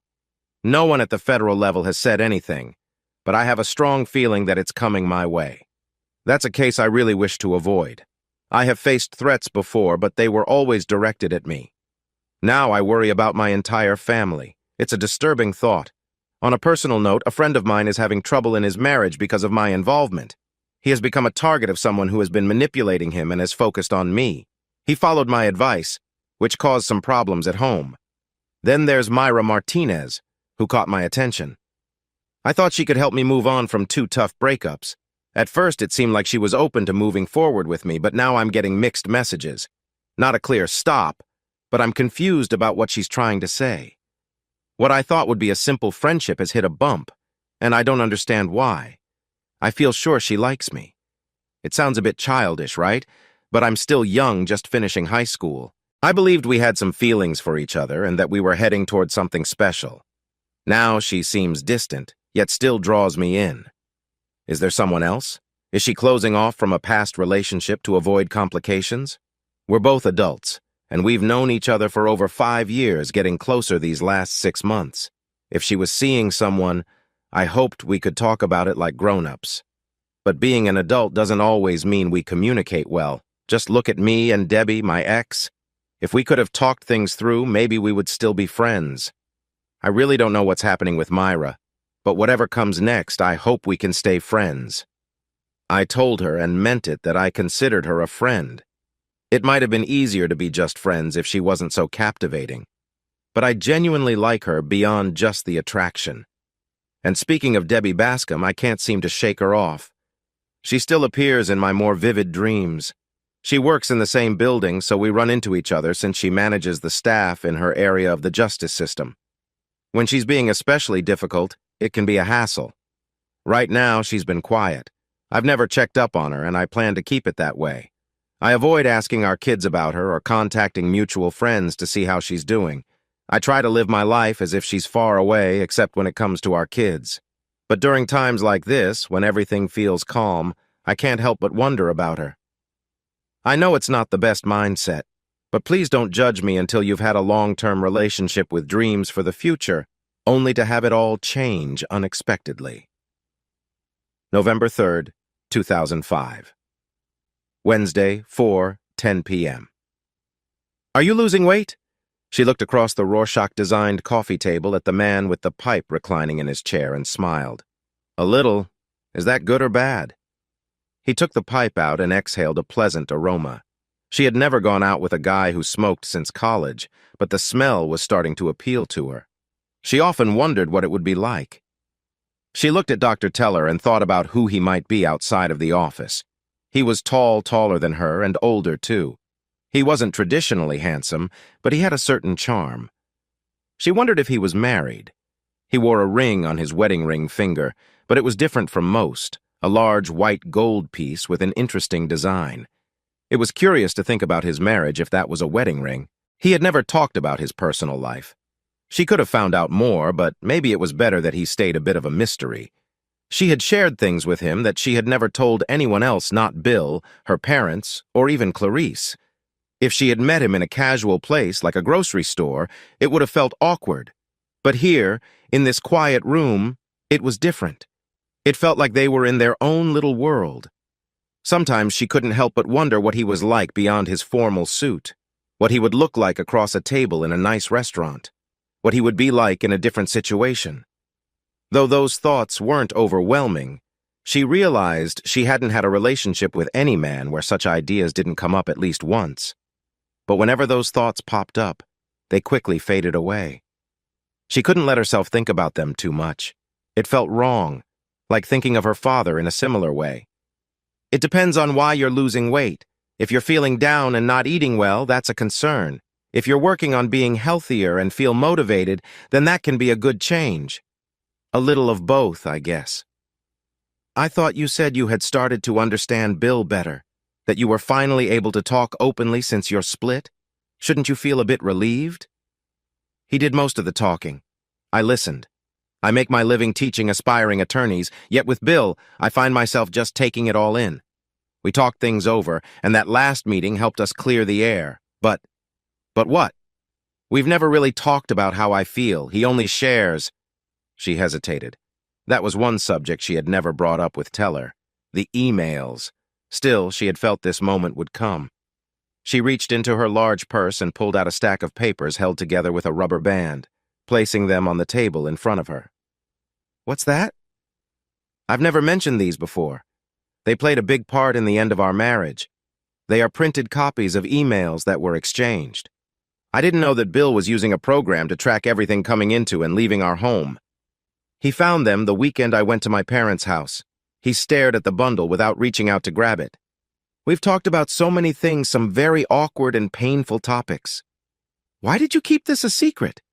She shook her head. I honestly don't know. They make me feel exposed, worse than being bare.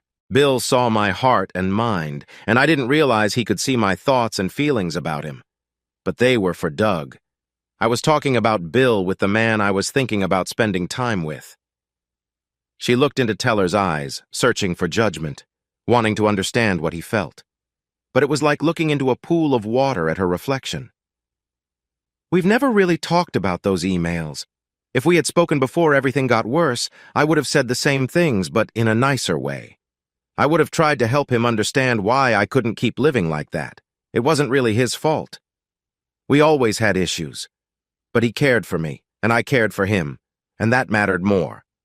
When he started working at the state attorney's office, he began to pull away from me. If I had insisted he quit and go back to his old job after a few years, maybe we could have made it. But in the back of my mind, I was always scared of what would happen if he said no. The kids were still young. I hadn't been at UNF very long, and no matter what he thought or what you might think, I cared for him. But he changed. He wasn't the same after he started at the state attorney's office. Teller didn't take the papers. Can I look at these after you leave? Do you mind leaving them with me? I made a copy. I don't know why, but they mean a lot to me. It hurts every time I read them, but I keep going back to them, so yes, you can keep these. But please don't let anyone see them. Destroy them after you read them. Okay? Of course. They shared a long look. So, let's follow up. Why are you feeling down? Even if you haven't talked to Bill like you wanted, you said your relationship is a lot better now. It sounds like you and your son are in a good place. And even though your daughter is still with your parents, you are working on that relationship.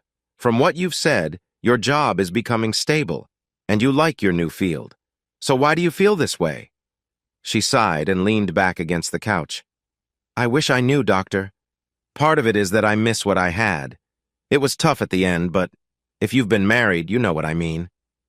Being single has its perks, like the freedom to go out, meet new friends, and enjoy the thrill of new connections. But I miss having someone who cared about me, the comfort of knowing where I would be each evening and who I would share it with. I miss the little things that couples do together, talking about everything or nothing at all. Relationships can be great, but they aren't always full of excitement. You don't realize this when you're 17 or even 27, but it happens. She gave him a small smile. And before you say anything, I know I put my past aside for fun times with someone new. I did that. But just enjoying the moment doesn't mean I don't see what I gave up. Teller set his pipe down in the ashtray on the table beside his chair.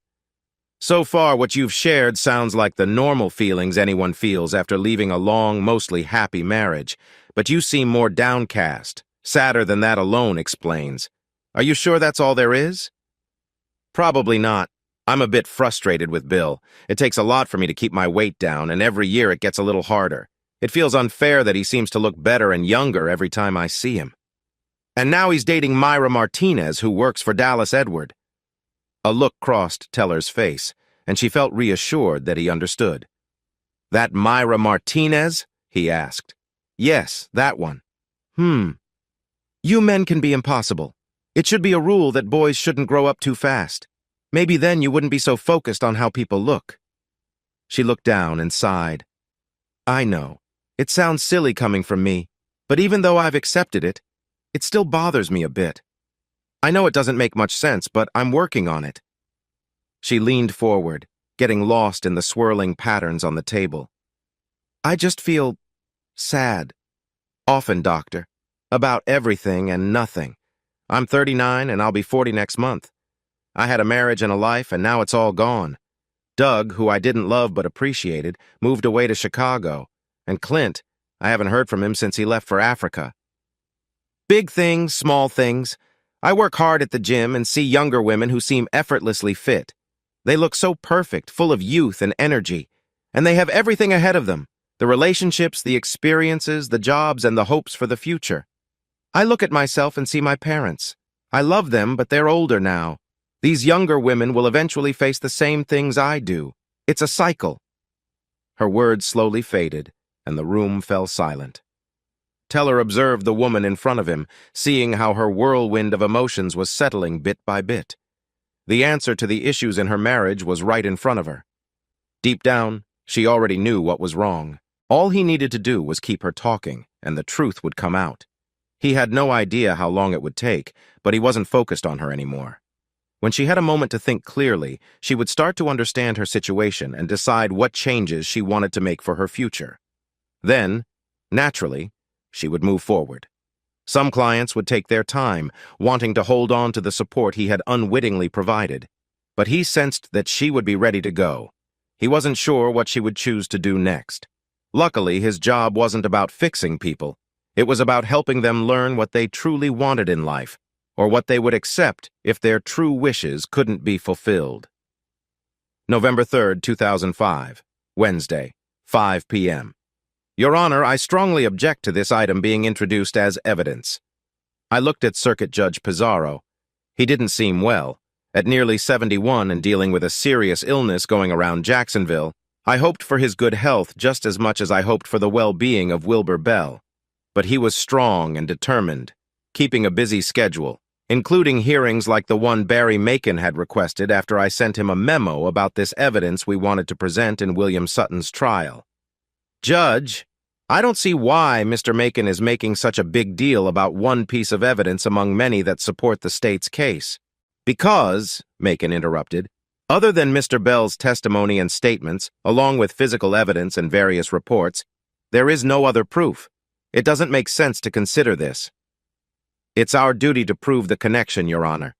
The defense doesn't get to decide what is important to our case. Mr. Macon needs stronger reasons to ask the court to dismiss our exhibit. We were in courtroom 4, the judge's usual room. At this time, only the 3 of us and 2 bailiffs were present, who had both been with the sheriff's office for many years. Oh, I have reasons, Your Honor, many reasons. Just to start, the proposed exhibit is irrelevant to this case. Maitland is prosecuting. Nothing more to say. Again, Your Honor, I'm amazed by Mr. Macon's ability to predict the future and understand what the state's case will include before we show it in court. He could have made a fortune in the stock market with that talent or picked winners at the dog races. Macon just shook his head, knowing he wasn't going to win this argument. The Macons had always been determined, going after every bit of evidence and every word from witnesses. It was a typical Macon strategy: keep pushing and wear down the opposition with constant challenges. As Mr. Macon knows, the state must inform the defense about every witness and piece of evidence that could be presented in court. However, they do not have to explain their case in detail or how each piece will be used. I understand that, Your Honor, but Mr. Maitland wants to use a piece of evidence that lacks any information linking it to the case. The state's main witness, Mr. Wilbur Bell, claimed he found this item after it was dropped by the defendant, Mr. Sutton, either on Saturday or Sunday. He also said he saw Mr. Sutton leaving his home and returning the next morning, a statement that no one else has confirmed. We only have the shaky memory of an older man who has had significant health problems and is on strong medication to support the idea that this item was ever in Mr. Sutton's hands. Even if we agreed, though we do not, that it was at one time with Mr. Sutton, there is no evidence connecting it to the victim's death, which, according to Mr. Bell's unclear memory, was discovered long after she had passed away. We question any link between this item and Mr. Sutton. Even if Mr. Bell is right about picking it up after Mr. Sutton dropped it, it was left in an open place for nearly a year, where anyone could have handled it or swapped it out. Macon paused, walked back to the defense table, and took a sip of water before continuing. Lastly, Your Honor, tests show that the material found on this item does not belong to Mr. Sutton. Based on the remaining tissue from Mrs. Sutton and her unborn child, it is none of their material. We simply do not know where this material came from. Your Honor, I started, we agree that at this moment we do not know whose material is on this evidence. However, we argue that Mr. Bell's testimony connects it to Mr. Sutton, and a jury should be allowed to decide how much trust to place in that testimony. Since we are still looking into this piece of evidence, we didn't have to show it now. However, to be fair and clear, the state chose to present all evidence that could be relevant in this case. Of course, not knowing who the material belonged to, and the fact that it wasn't linked to either Mr. Sutton or the two victims, made it weak evidence. In truth, it didn't prove much of anything specific. If we could link this situation to something else, especially if it involved Mrs. Sutton and her son, it could be an important piece of evidence for the state. However, that wasn't why we brought it up initially. We informed Macon and Sutton because we hoped it might disturb Sutton or his family. We thought they might act carelessly before the trial. The mother's phone was tapped with court permission, and we also had taps on his office phone. We could attempt to listen to cell phone calls, but we couldn't catch everything. There would be gaps, but we might still find useful information. If Bell's memory was accurate, it seemed Sutton had done something serious just days after the first incident. We still didn't know who the next potential victim was after Sheila and her unborn son, or why Sutton would take such a risk so soon after arriving in Jacksonville. The evidence was weak, but the case against Sutton had been shaky from the start. Your Honor, overruled, Mr. Macon. I appreciate your effort in defending your client. I have always respected the way your family has fought for their clients. It's great that you're continuing that tradition, but you know you shouldn't get too worked up about this. The state can present any possible evidence, and you can only object when you have the right reasons. He looked at me, and I was taken aback. His eyes seemed dim. There was no better way to put it. He looked smaller, almost as if he had shrunk in his clothes. For the first time, he appeared to feel the weight of age. I wanted to ask if he was okay, but I couldn't find the right words. And Mr. Maitland, when you see how this piece fits into your case, you'll let Mr. Macon and any other attorneys know in a timely manner, correct? I'm right, aren't I? Yes, sir. He looked back and forth between us. All right, gentlemen, since we are beyond regular court hours and I know some of you have families waiting, plus I need some time to unwind with something comfortable like some episodes of Law and Order and The Biggest Loser, why don't we wrap this up so you can head home? Macon and I nodded, and I could see he shared my thoughts. He had noticed the same thing. It seemed we both sensed that something was changing in the air. Macon had been practicing law for years, and his family had known Pizarro when he was a younger judge. It might help his case if Pizarro couldn't continue, but neither of us wanted a higher court to take over. With that, he got up and went back to his chambers. The old bailiffs led us to the door of the courtroom. As we entered the quiet hallway, with most courthouse staff leaving at 5 p.m., Macon looked back at me. "Don't ever get old, Maitland." "I'm trying my best." He turned to walk away, but then stopped and faced me again. "Seriously? Do you really think this old piece of cloth, sitting in Bell's garage and open to anyone's use, will matter in the trial? It's just a rag. There's no way this will lead to anything important, even if it connects to something wrong. You and I know this is just a last-ditch effort." "Sometimes last-ditch efforts work, Barry. Remember that Tennessee game back in '84? He smiled a little at the memory. "Old football players never forget. I understand that. Even those who succeed later, like Macon, might find it hard to match that thrill of the game. I never experienced it myself, but standing in a stadium with 100,000 cheering fans must have been amazing." I thought briefly about how many great moments he must have had in Gainesville. Not that I was envious. Not really. I got back on track and said, "By the way, Barry, I would like a chance to meet with your client sometime in the next week or two. Whenever works for you, as long as we can do it in the next day or two." "Why?" "You've already asked him many questions and your team has gathered a lot of information. What's the purpose, other than to unsettle him again?" "I just want to. We can do this formally with a court reporter taking notes and people from both sides to make sure everything is recorded. Or we can have a casual chat. Your call." "You are very good at being polite. I'll have my secretary contact your secretary. I'd shake your hand, but I'm afraid I might not get back all my fingers." I laughed. "Barry, that's probably the nicest thing you've ever said to me. Heartfelt, Maitland, heartfelt." As I walked through the hallways of my life, past the officers, investigators, secretaries, paralegals, youth counselors, and the people with tired eyes or injured limbs, I wondered what it would be like to live in Macon's or Lou's world. Lou made 10 times what I earned, and he didn't work any harder. He worked just as hard, no doubt. He was younger and a millionaire, allowing Mona to travel the world for her charitable work without worrying about costs. And I knew that Macon was also wealthy. I thought back to the offer Arnold Becker made to me after the Van Horn trial, which seemed like a long time ago. It was only 7 months, but it felt much longer. I had played defense. I knew the routine. I worked long hours, but nothing compared to what I did in this role. The important thing was that, whether I won or lost, as long as I or my law firm got paid, I could leave work and sleep peacefully. It didn't matter if the client was innocent or guilty. My job was to provide a strong defense, as required by the law. It was a very profitable game for those involved.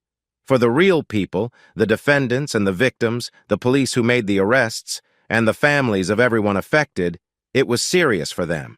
But I could go to work, clock out, go home, have a drink, eat out, watch television, or see a movie, and forget about Wilbur Bell, Sheila Sutton, her unborn son, Lily May, and all the other names that filled my thoughts.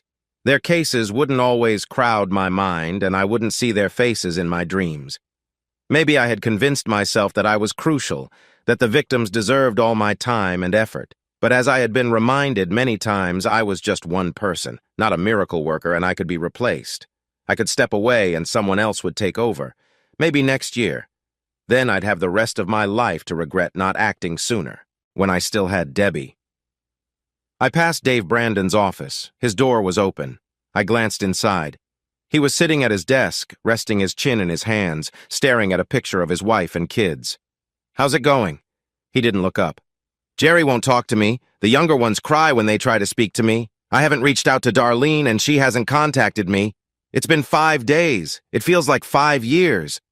But it's only been 5 days, Dave. It will take time. You're doing the right thing.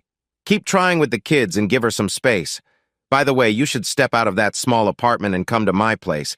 Let's grab something to eat, maybe a salad or some sushi." I had another idea. "Grab a gym bag and throw in some shorts and a shirt. We can stop by a gym I know before we have dinner. You can come in as my guest." I could tell he wasn't sure about it. "I know it sounds odd, but it's better than sitting alone and drinking too much or having a tough night. It's a good way to clear your mind. Believe me, you'll feel better afterward. Do it for me, please?" He finally nodded. "Meet me at my place at 6:30. We'll take my car. I have a few things to finish up here. I'll take it easy on you this time, and we'll just do a short workout at the gym. We should have dinner by 8:30 or 9. At least it will help pass the time. When I got back to my office, I called around and managed to gather Jennifer Stevens Cameron, Billy Parker, Gordon Carlisle, and 2 investigators, Mitch McConnell and Ben Davis. For different reasons, they were all working late. I was surprised to see that Jennifer was still here. When she walked into my office, she looked beautiful. As a new bride, I could have made a joke, but beautiful was probably the right word. Honestly, I couldn't help but notice her midsection. She was in her 40s, but something told me she might be thinking about taking maternity leave soon. I felt grateful every time I saw her that I hadn't made things complicated by trying to pursue her.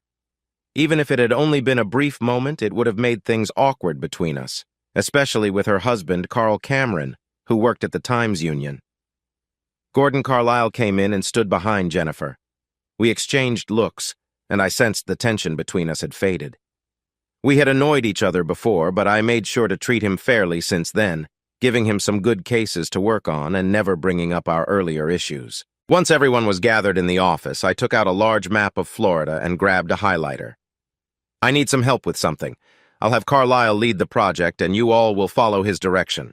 This is an extra task, and your regular work comes first.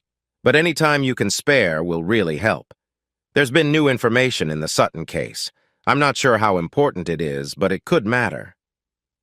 I explained that Wilbur Bell remembered something new about Sutton's overnight trip and what evidence we had.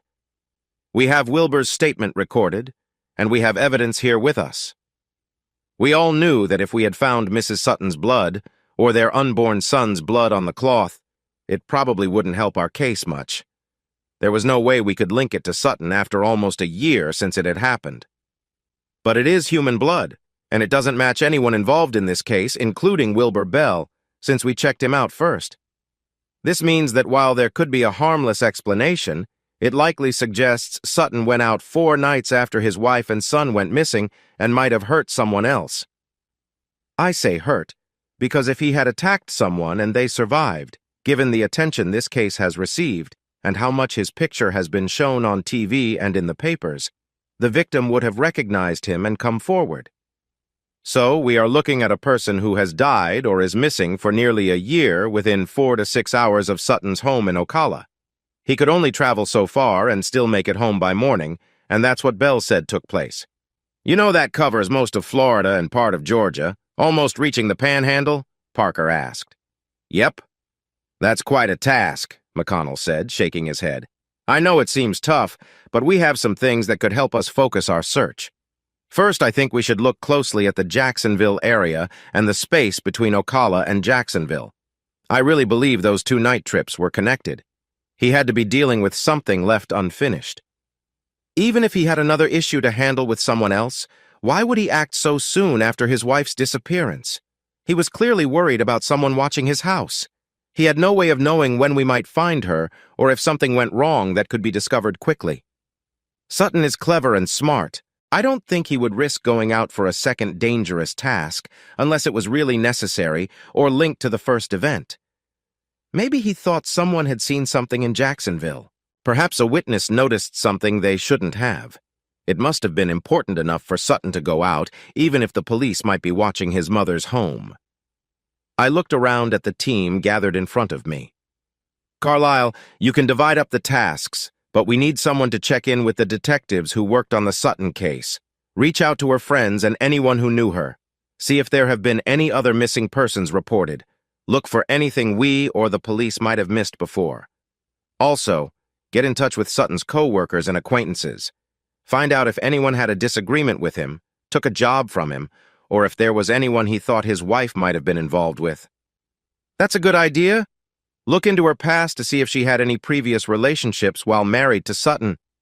Sutton was dishonest, so he likely thought his wife was too. He might have gone after an old friend of hers. Go through the FBI reports and get in touch with every local police department to find any unsolved cases or unusual disappearances. Some smaller towns might have overlooked something that seemed off. Stay curious about those cases. Can we take a quick break for the bathroom, or can I spend some time with my wife so she doesn't think I'm being unfaithful? Ben Davis asked, smiling. You can eat, sleep, and take breaks when you need to. Just be mindful of your time. And keep up with your current duties. Even Carlisle smiled. Carlisle, pay attention to the area between here and Ocala because I still think that is where this happened. Please have someone check and make a list of unsolved cases to the south of us, just in case we need more information from that area. Also, reach out to Knight. He is still a bit upset with me, but he has mostly moved on. I know he doesn't like the idea of this person getting away after hurting 2 people, maybe 3. If you talk to him the right way, he might let some of his team help us. We could use all the help we can get. If we need to ask for help from officers around the state, it will be easier if it comes from a sheriff rather than a lawyer. I looked around the room. I know what I'm asking you all to do. This is all on your own time, without extra pay. You all have plenty to do in your regular jobs. This will take time away from your families or other commitments. I understand this is not much of a sacrifice for me. As you may know, I don't have a life outside of this office. Parker gave me a knowing smile. Oh, I don't know, Mr. Maitland. I've heard some rumors that you're involved in some interesting activities lately. I'm not going to comment on that, but be careful about believing everything you hear. The rumor mill was working overtime. If they thought highly of me before, I can't imagine what they think of me now. Anyway, I appreciate any effort you can put into this and understand it's a sacrifice. However, if any of you feel it's too much or can't help for any reason, just let me know and I'll find someone else to assist. I mean it. There is too great a chance this person could go free and gain from his actions, even after what he did to a woman who once cared for him and their own unborn child. I will do everything I can to prevent that. The 5 of them shared looks. Carlisle raised his fist, and the others touched fists with him. If he goes free, it won't be because we didn't try hard enough, boss. I know it sounds sentimental, but I was very proud of them. I drove Dave Brandon to Hurley's gym, and we got there by 7 p.m. He had a pair of shorts, tennis shoes, and a t-shirt in a small bag. By that time, the usual group had finished their workouts, taken showers, and gone home to have dinner with their families. The next group was made up of young adults who had little else to do on a weeknight. They shared the gym with some older folks and a few working people who had busy days but still wanted to fit in their exercise. I said hello to the 2 guys and a girl who were working the late shift and took Dave over to the stationary bikes where I usually began my cardio workout. I haven't used one of these in 15 years, he said. They're easy, I replied as he got comfortable on the bike seat. Just set a level and a time. Start with 15 minutes. It's simple and you can handle it. I sat next to him and started pedaling. He huffed and puffed for a few minutes but kept going. I lost focus, looking at the big screen TVs mounted where anyone could watch while exercising. I flipped through channels, checking CBS, ABC, NBC, Fox, CNN, and TBS. I was brought back to reality by a familiar voice. Hello, Bill. Laura? Hi. Are you here for another late night? Laura Shepard, I remembered, was a friendly, middle-aged brunette who often came to work out at this time. We had seen each other many times and exchanged greetings. She was about 5'3" with long, straight hair like I remembered from college. I thought she might wear contacts. She had a nice shape, often wearing shorts that fit well and a snug black and gold Hurley's Gym shirt. And that was all I knew about her after 7 months. I had never shown interest beyond a friendly acknowledgement. I had seen others talk and then go out for coffee or drinks afterwards. Our chats were always short, just pleasant greetings. But today she stayed a bit longer, so I looked at her again. How is life treating you, Laura? Oh, good, Bill. I'm getting my students ready for the FCATs in a few months and helping them stay focused and avoid distractions. You must like Hurley's if you're bringing friends here. She turned to Dave, who was pedaling steadily beside me, and offered her hand in greeting. He slowed down, stopped pedaling, and looked at me before shaking her hand.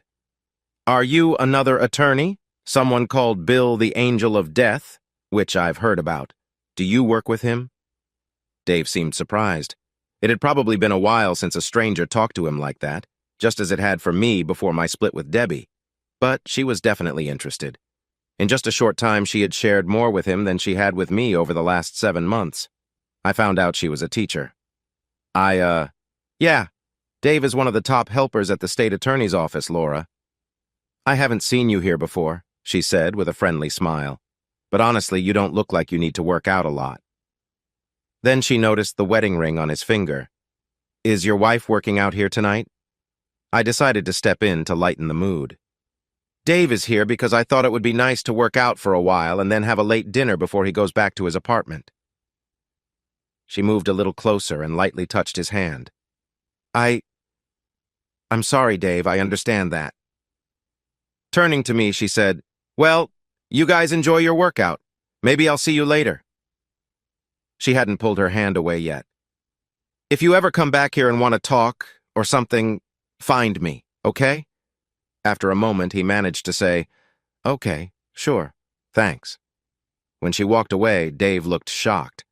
"What just happened?" "You've been noticed." "No way. I don't usually go to gyms, but women like that don't approach me unless they have a reason." And she didn't know me at all. I couldn't help smiling at him. "Believe it or not, Dave, it can be surprising, but there are many single women out there, and sometimes they notice someone, and she definitely saw something in you." "No way." "Yes way, Dave, my friend. I've been working out here for about 7 months, and she's never shown that kind of interest in me. You're younger and more appealing." "But I'm not single, Bill. I don't want to be. I'm worried." I grabbed his arm gently. "Dave, listen to me. I know you love Darlene. I understand you're feeling upset and scared she might leave. You have some making up to do, and you deserve a chance. You made a mistake. But you have to remember this, too. When you ask her to forgive you and give you another chance, it's because you love her. You want to be with her, not because there aren't other women out there.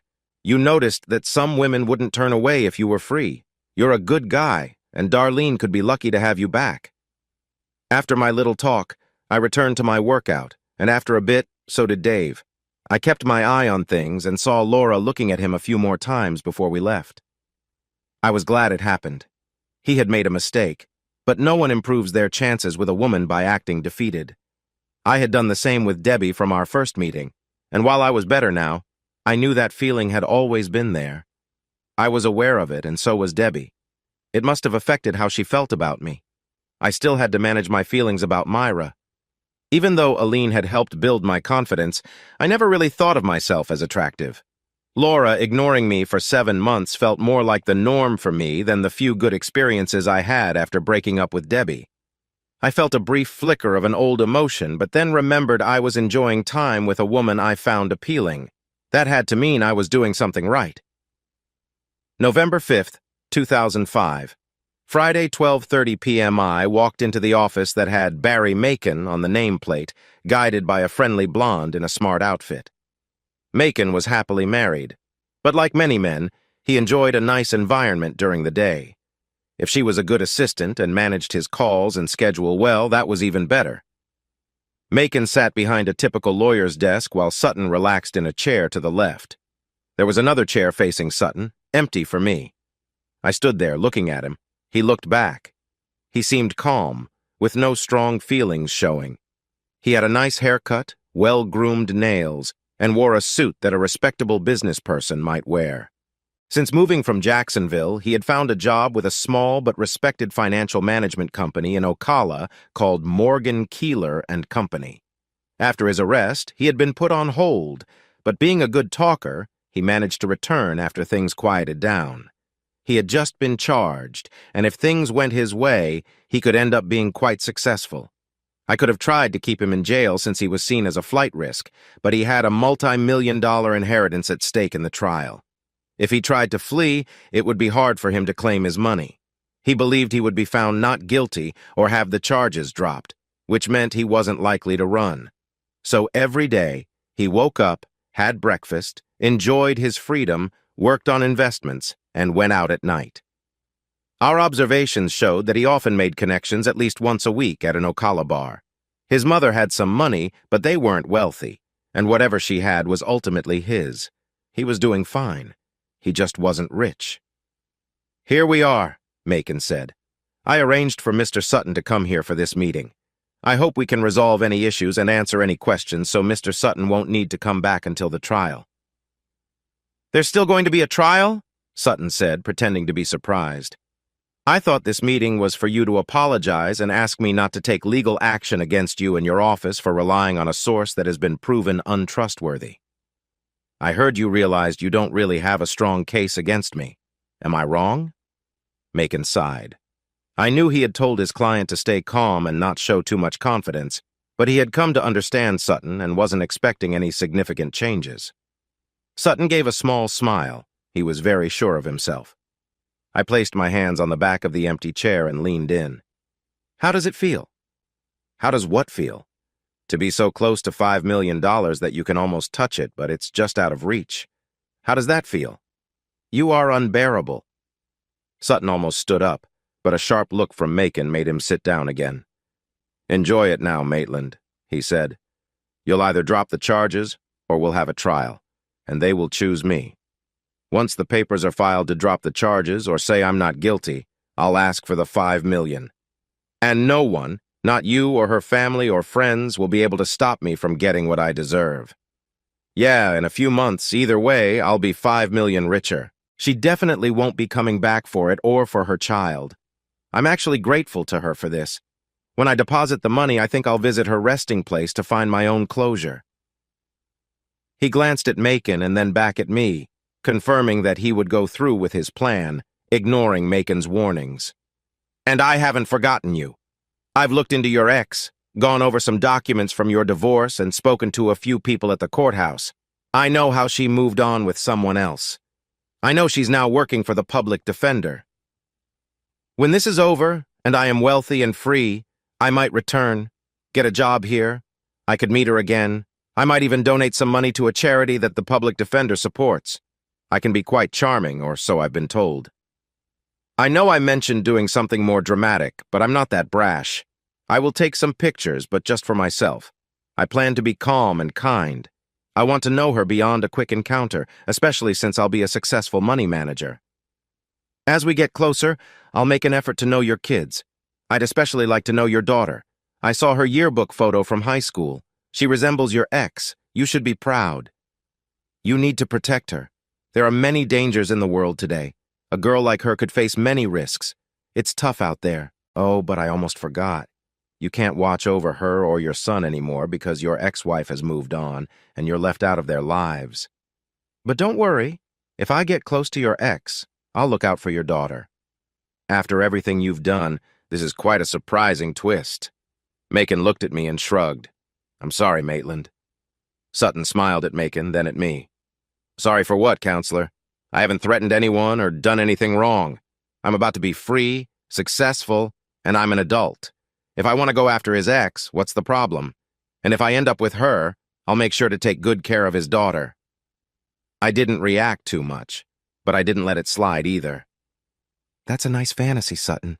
Just between us, Macon, keep quiet for a moment. If by some chance you walk away from this and get too close to my ex-wife or my kids, you should think about going to church often. I've got a feeling about this.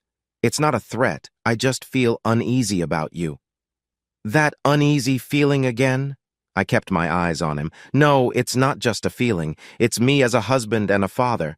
I've faced many people over the years, and not all of them dislike me. Sutton tried to hold my gaze for a second before looking over at Macon. If it ever comes down to it, Mr. Macon, I want you to remember what was said here if something bad happens to me. Macon gave a completely innocent look. Remember what? The mood changed. You're taking his side, letting him push me around in your office? Think about where you stand. I don't need your help or your fees.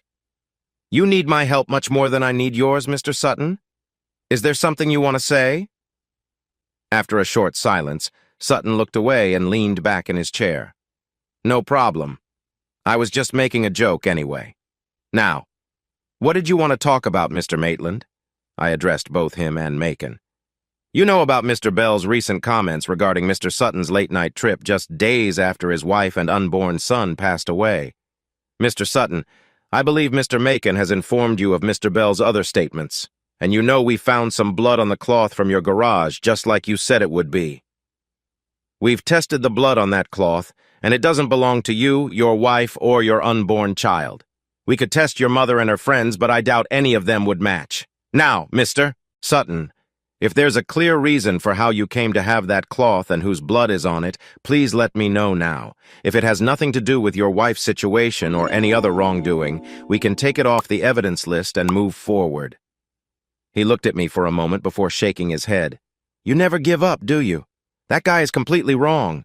I didn't go anywhere overnight the night my wife passed, or at any time after that. I didn't come home early either that Saturday or Sunday, and I left a cloth behind that he found.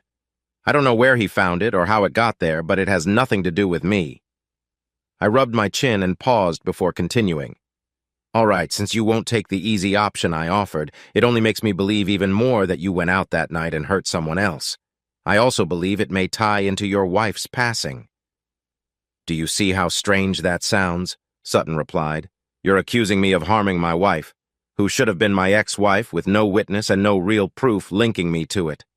All you have is an old man's story that says I left that night and came back the next morning. Plus, you think I harmed someone else a few days later based on the same man's account. You don't even have a victim. You can't show that a crime took place or where it happened or why or how. He looked at Macon and said dramatically, Is this really the skilled prosecutor everyone talks about? This is the person who's supposed to make defense lawyers nervous? He turned to me.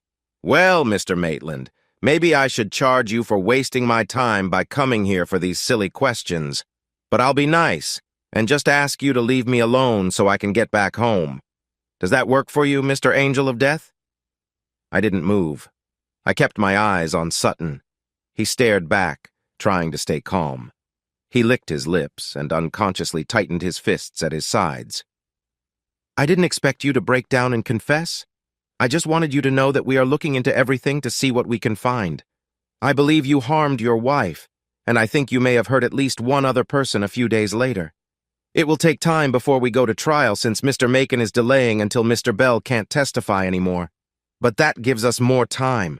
We're contacting every police department in the state, checking for any disappearances, unsolved cases, or strange deaths around the time of your wife's passing. There must have been a reason for you to take such a risk that night. You're smart, and you probably think you got away with it, just like you might think you got away with your wife's death. I suspect there were signs left from that night, and those are what you tried to clean up. You removed evidence you knew about but got careless and left something behind. I moved closer until I stood nearly face to face with Sutton. That could lead to your undoing, Sutton. You're clever, but every time you act outside the law, each choice you make can create a chance for a mistake. All we need is one thing, something that will link you to the second event or events. Since I believe your wife's passing is connected to the situation, when we take you in for the second set, I'm sure it will link you to her death. We can only hold you accountable for one thing, but that will be enough. He was skilled, but I thought I noticed something flash in his eyes, a memory, a fear, something. I had struck a nerve, and he couldn't hide his instinctive reaction.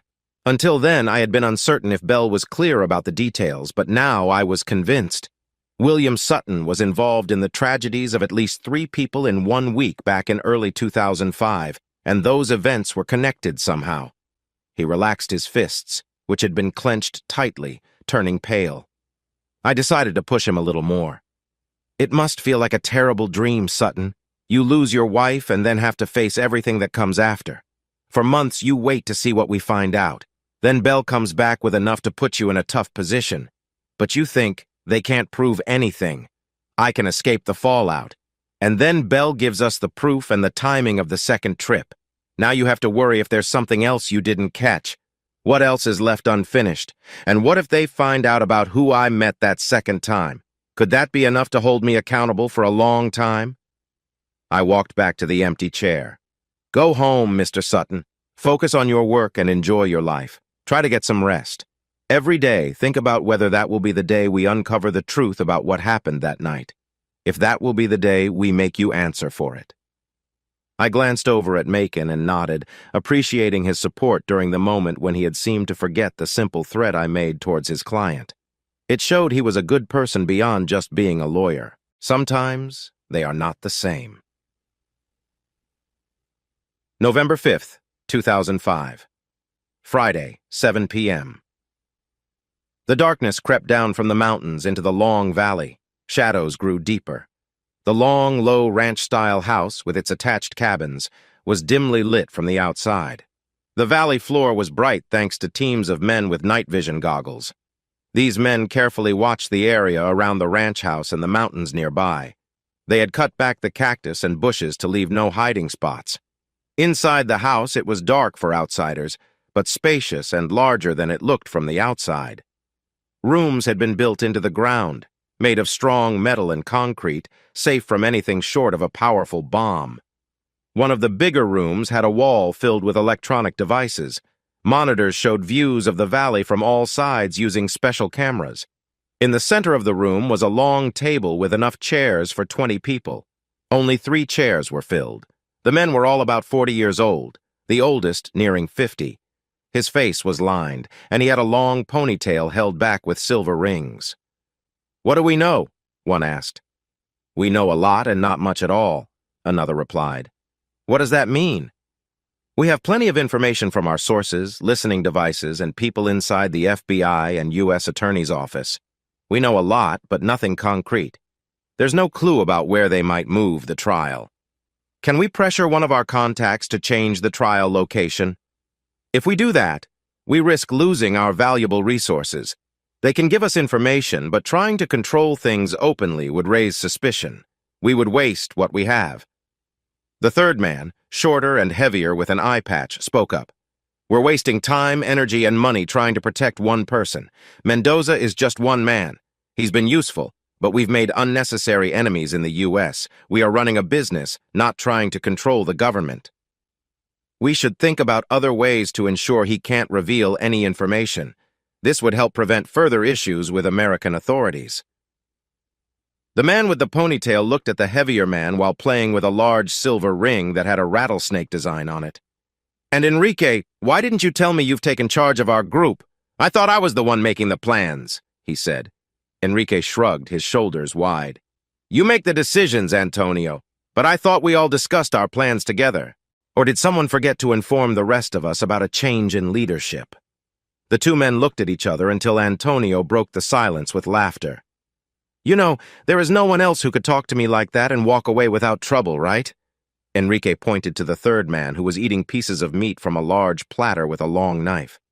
"And you can't forget about Julio." "I haven't forgotten, Julio. The 3 of us have shared too much history to forget each other or to be against one another. That is one reason I will not turn my back on Mendoza. He has been with us for nearly as long as we have known each other.